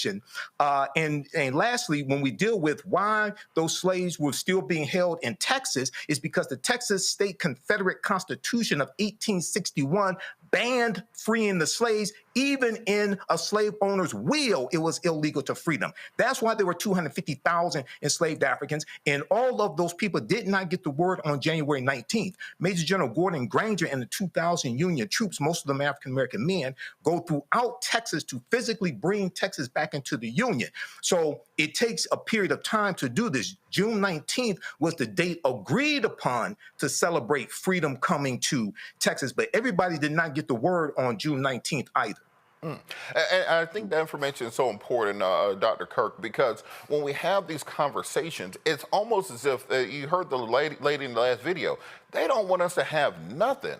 Why do you think that it goes that deep, or we can't even honor a symbolic date? It's not like we're saying, let's celebrate Nat Turner's birthday, let's celebrate the Stono Rebellion, let's celebrate John Brown, let's have Haitian Independence Day where we celebrate. We're celebrating Juneteenth. Why do you think the hatred goes so deeply? The hatred goes so deeply because these people are willfully ignorant. She needs to be worried about getting a washcloth and sunscreen instead of worried about what Black people are celebrating and what they have earned She is the epitome of what is wrong with the entire MAGA movement. There are people sitting in the poorest county in Kentucky. It's the poorest county in the United States of America. The name fails me. Where you have 96% of the people living at the poverty rate. 90+% of them lack health insurance, but over 98% of them voted for Donald Trump because they are more concerned about Black people not having something that they themselves choose to also not have. She has her priorities all misconstrued. But it's not only her. It also goes back to the president, the man who's sitting in the White House, who initially initially proposed a holiday, but who then, as we saw from Roland's video, came out and said that it was too many unpaid days off. While this man takes unpaid weekends every single weekend and golfs at Mar-a-Lago, while he should be instead worried about how to de-escalate the Middle East. And I just wanted to make sure that your viewers know that while on yesterday, Donald Trump came out and said that we don't deserve a Juneteenth, that this is a holiday that should not be celebrated in America, the former president of the United States, Joseph Robinette Biden, who is battling prostate cancer, got on a plane, flew to Galveston, Texas to celebrate Juneteenth at a black church with the people of Galveston, Texas, with the mother of Juneteenth and the people that brought this holiday to light and who fought this holiday. I just want to make sure that everyone knows that too, because it's a tale of two presidents and two different ways they're trying to approach this holiday. Well, elections matter. Matt, right, real quick before we go to break. My mother is from the Texas City, Galveston area. My great-grandfather had a church there. My people are there. So somebody in my family literally may have been there on this day and learned. And what it comes down to is racism. They don't care about us. They hate the fact that they are not the center. And when I say they, I mean primarily white people. I mean, just look at this. People are saying, well, this lady saying, what about the white people? Why don't we get more? And it's crazy because in this country where chattel slavery is the country's original sin, and, you know, it's clearly a day of independence, they are miffed by the idea that anything would come in and affect July 4th being their Independence Day. It's purely racism. There's no other way to say it. And, you know, announcing it on that day or posting it on Truth Social on that day is purposeful. But I don't think there's any euphemism or any intellectualizing hate. That's all this is. This is hate. And I think we're very soon going to be back in the point where it is okay to say the N-word openly because you see MAGA increasing that rhetoric and fomenting that hate, and I think we're sliding towards that place. So that's where we are. You're absolutely correct. All right, we're going to go to a quick break where you can keep this conversation going on the other side. You're watching Roland Martin Unfiltered, streaming live on the Black Star Network.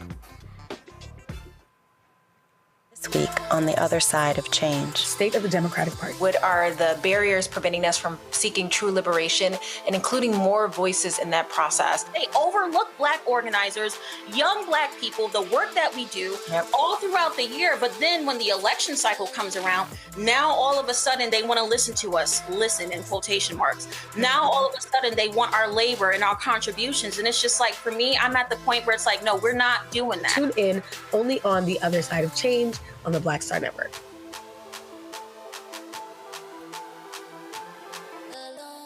Hey, it's John Murray, the executive producer of the new Sherry Shepherd Talk Show. You're watching Roland Martin Unfiltered.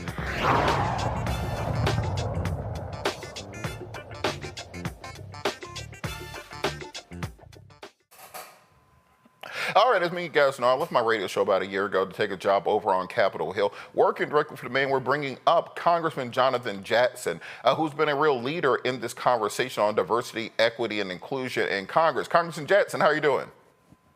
How are you doing? Great to see you. Great to see you also. And so we're talking about this Juneteenth rollback, President Trump's statement that he made yesterday. And so I wanted to throw it to you because you've been a real leader in Congress on this issue of diversity, equity, and inclusion, and what the Trump administration has been doing to kind of roll back many of the advancements we've made. What's your take on President Trump saying that we have too many unpaid holidays on Juneteenth? Yeah, well, some of the states across the South should get rid of their continued celebration of Confederates Day that they have put in. We should honor the people that have been overlooked and those that have been honorable. It's unfortunate that so many states decided to honor the worst of Americans, those that have perpetuated and tried to maintain slavery. And no, I don't agree that we have too many holidays. We may have too many of the wrong holidays and celebrating some of the wrong people. But no, we should honor and celebrate. It gives us a chance to reflect so we can move forward. And there's healing, there's reconciliation. And that's the only way to go forward. You don't want to erase our collective country's memory. And unfortunately, that's been the history of our nation. You know, to that point, you sit on the House Agricultural Committee, and we've seen the Agriculture Committee talk about slashing as much as $149 million from diversity, equity, and inclusion programs, things that help Black farmers. Can you talk a little bit about why you've taken up this area of advocacy where many people don't understand how the Department of Agriculture directly affects them on a daily basis, particularly when it comes to these cuts to SNAP benefits? Well, everyone eats, so we have something to say about agriculture. It's so important. This is just cruel.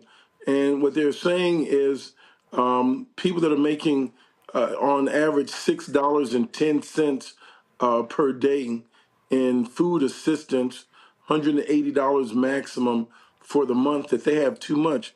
In a world of inflation, people don't have enough money to eat now. And this is supplemental nutritional assistance. This is not an entire meal. People have more months than they have money.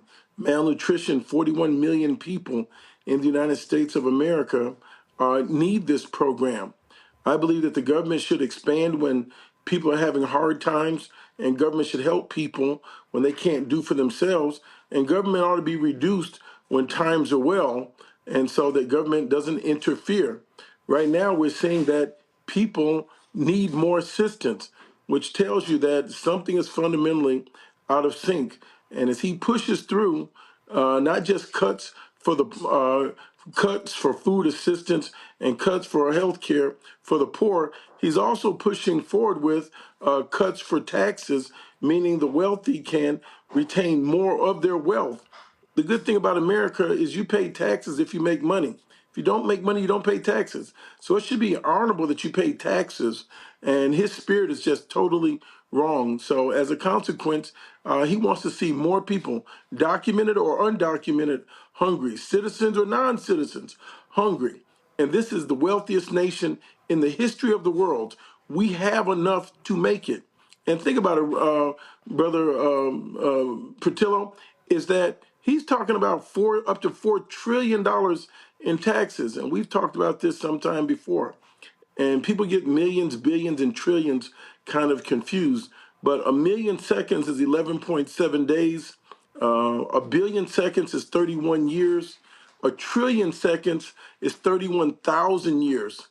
He's talking about moving upwards of $4 trillion off the tax rolls at the same time while he's trying to expand our military and our wars abroad. And on that point, you had an opportunity to talk to this agricultural secretary about this last week. It's interesting because they go through all this. We have to get rid of DEI. What Elon say, DEI is really DIE. It really means did not earn it, etc. And I think the control room might have this video. Let me know if you guys do. You really keyed in with the agricultural secretary on what exactly they meant when they were talking about getting rid of DEI programs, when they talked about getting rid of the quote-unquote woke agenda. What did you find out when you questioned the agricultural secretary? Well, and she had also talked about being colorblind. And I said, do you want people that have visual impairments to work in the Department of Agriculture? So what exactly do you mean by colorblind? This is on your website. I said, are you saying, do you mean to say you're talking about not to have any race consciousness? You don't want to deal with racial equity and racial justice? Well, I don't think we should be targeting and trying to have preference for people that have different physical impairments. That's not fair. So these are veiled attempts and terms to try to diminish the fight for racial justice. And some people, and I hope our community continues to respond with righteous indignation that this is another way of saying black. So yes, we are DEI, and we definitely earned everything that we've gotten. We've been more excellent. Now we've got Pete Hegseth. He's definitely didn't earn it. You've got Naomi over Homeland Security. She's definitely didn't earn it. You've got someone that's not capable of doing the job and raising the standard of character in the White House. He definitely didn't earn it and definitely doesn't deserve it.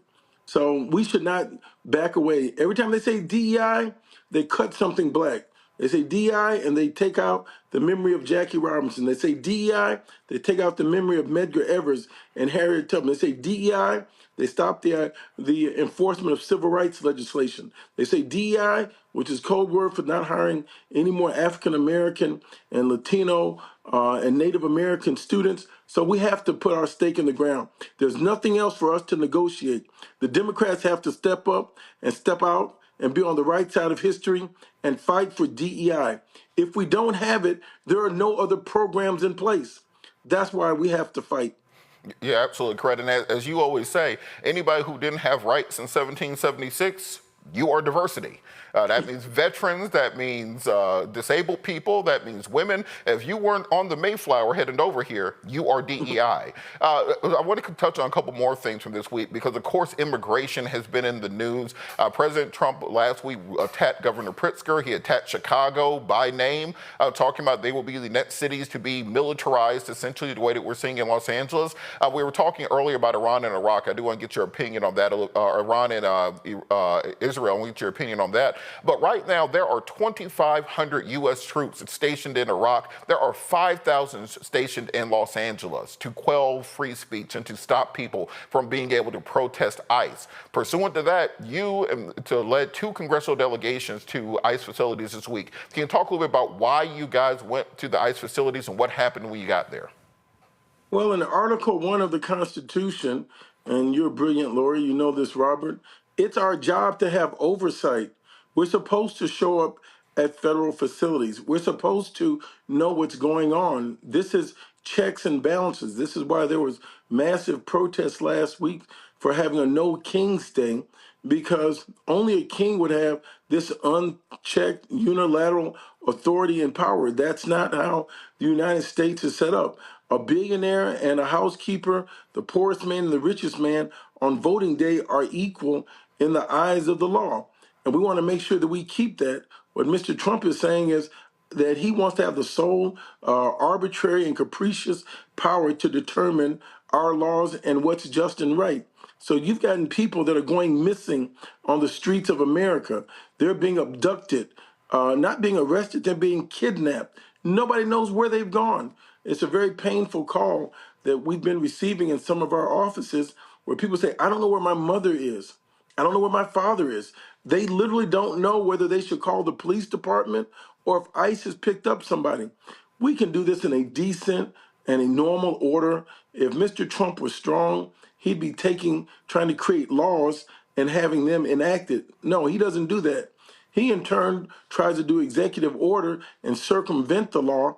That's why he's got 220 lawsuits, 98 injunctions going against him. It's lawlessness. And a touching scenario I saw this past week, there were 2 young men in the military outside of one of the ICE check-in facilities.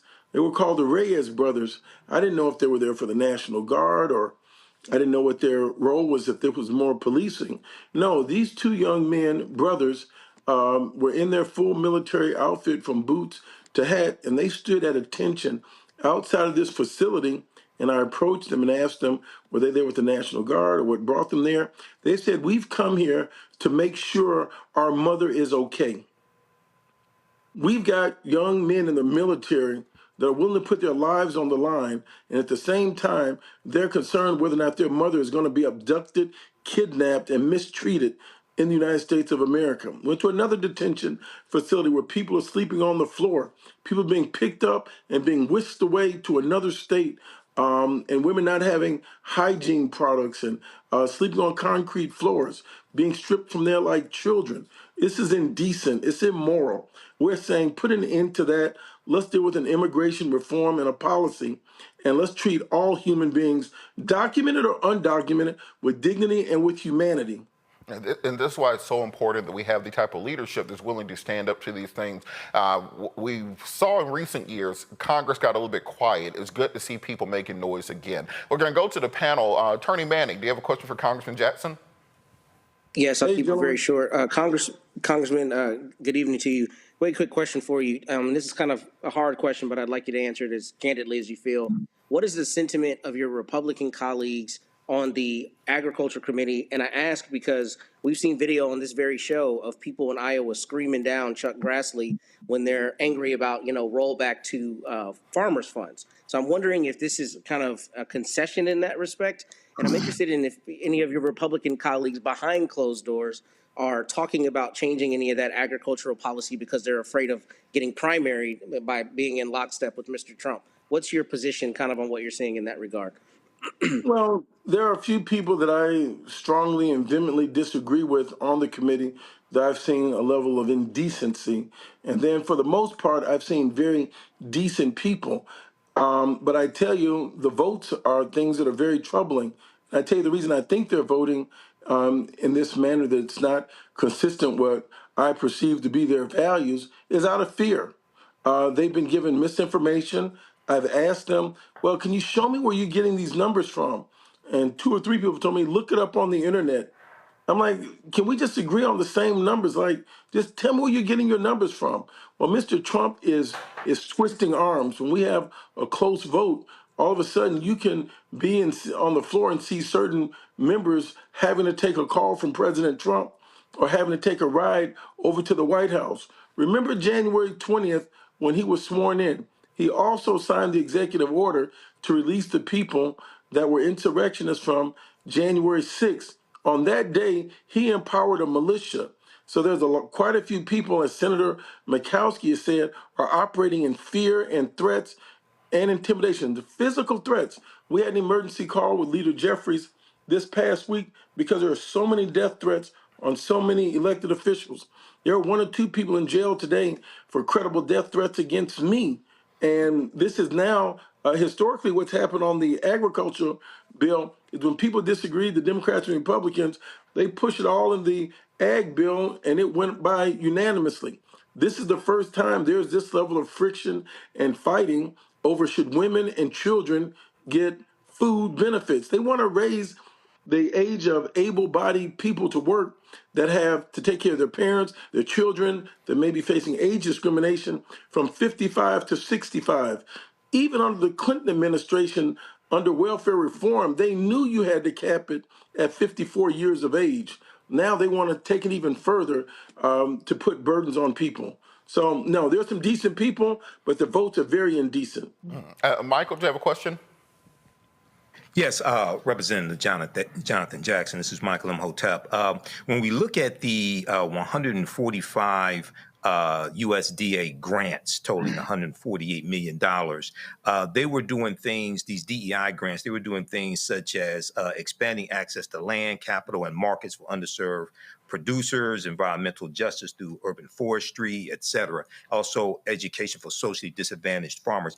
Can you talk briefly about any examples of how any of these programs that you know of were actually helping African-American farmers, please?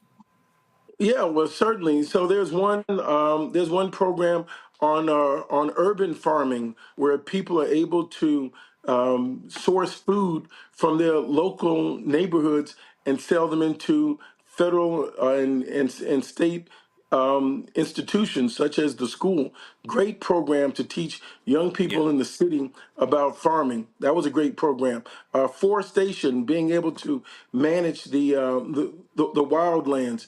As the world gets hotter and the cities get hotter, you also see in the black communities, we don't have enough trees in most of our areas. We have more concrete, a higher carbon footprint that's leading to a lot of other negative impacts.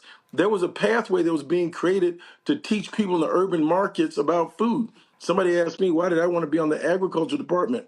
I said, because everybody eats.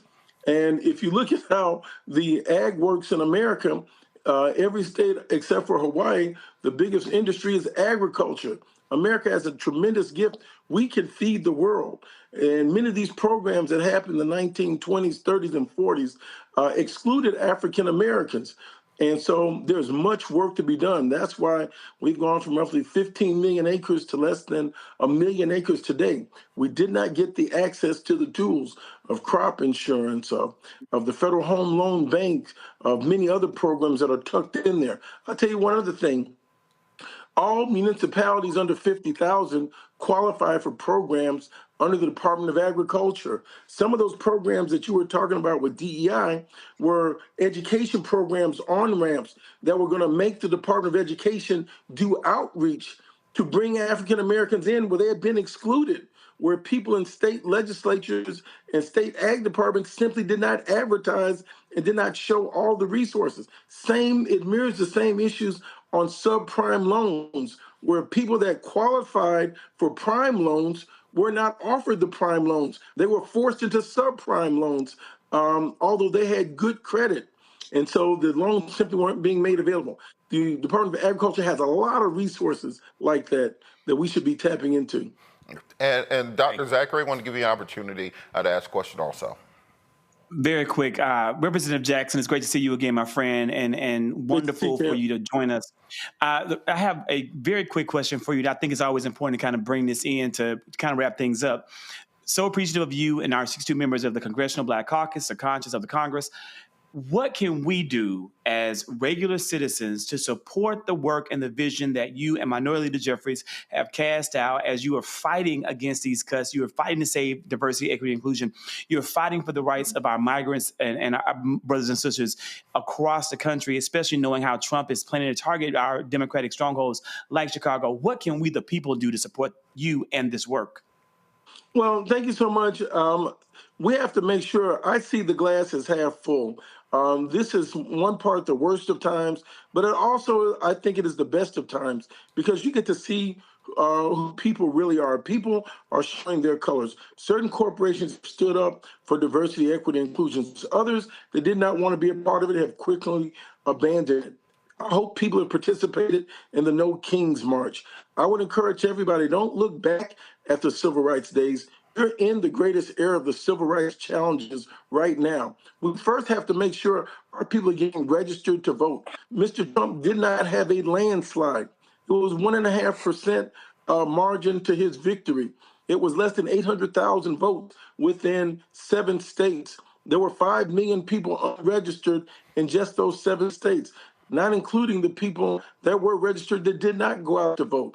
On average, it was 35%, 40% voter participation and turnout. In some ways, we lost by the margin of people's despair.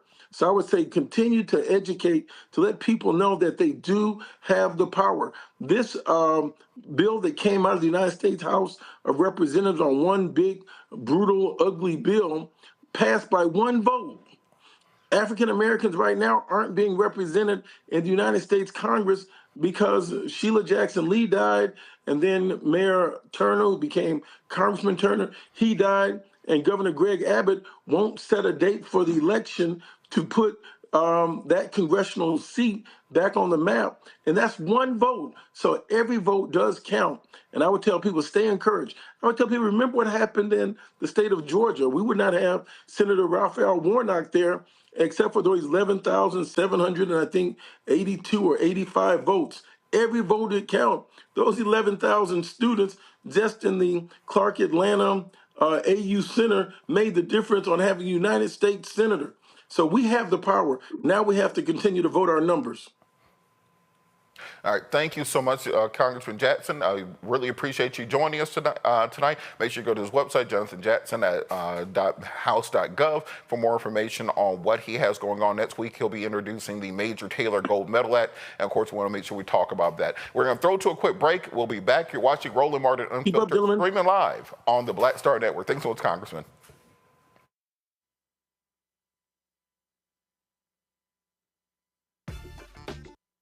On the next Get Wealthy with me, Deborah Owens, America's Wealth Coach, Dexter Jenkins is a faith-based financial mentor with more than 20 years in the financial services industry. He's passionate about helping families build generational wealth.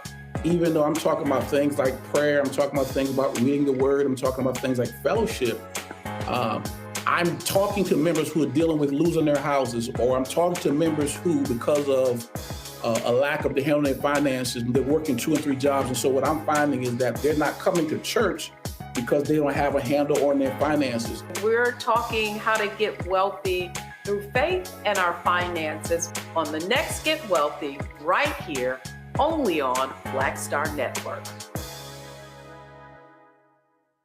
Hey, it's John Murray, the executive producer of the new Sherry Shepherd Talk Show. You're watching Roland Martin Unfiltered.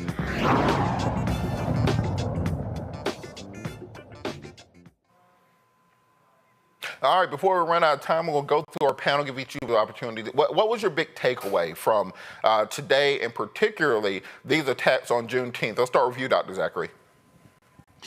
You know, the key takeaway is that we have to continue to fight for our history. You know, our ancestors built this country from the ground up. And as a result, their descendants, are owed a debt of gratitude instead of being forgotten, being replaced, and being erased. And that's exactly what we're seeing in the Trump administration. And so we have to continue to fight. But more importantly than just simply continuing to fight, we have to continue to educate and continue to teach our children and the generations that are coming behind us the value of who we are and our worth in this nation. That's my key takeaway from here, and that's my work and charge going forward. Absolutely. And Michael, you know, it appears the federal government is now dedicated to the idea of wiping black folks from history. What do you think the impact of that's going to be? Absolutely. This is Project 2025. They're trying to wipe our black behinds off of the political chessboard. This is what we were telling these simple Simon-ass Negroes what was going to happen.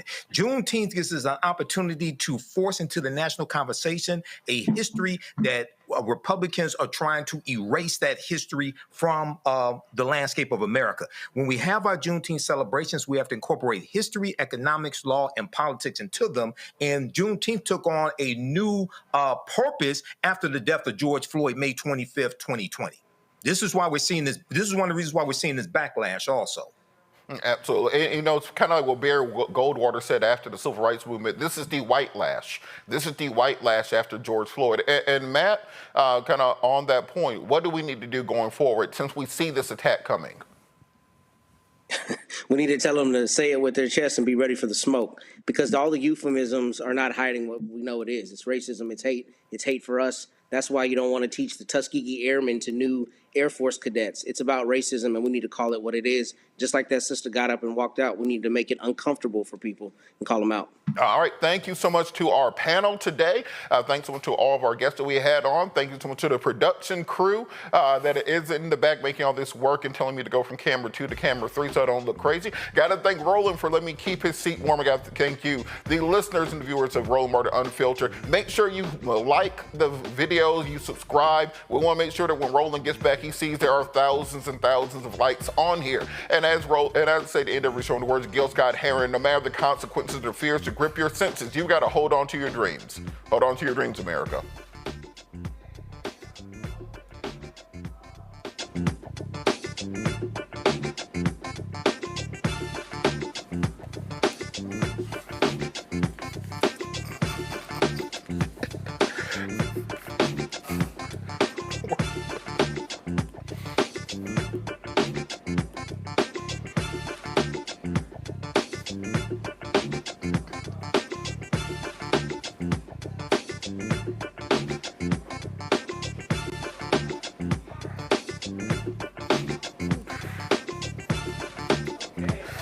Thank you. That was fun.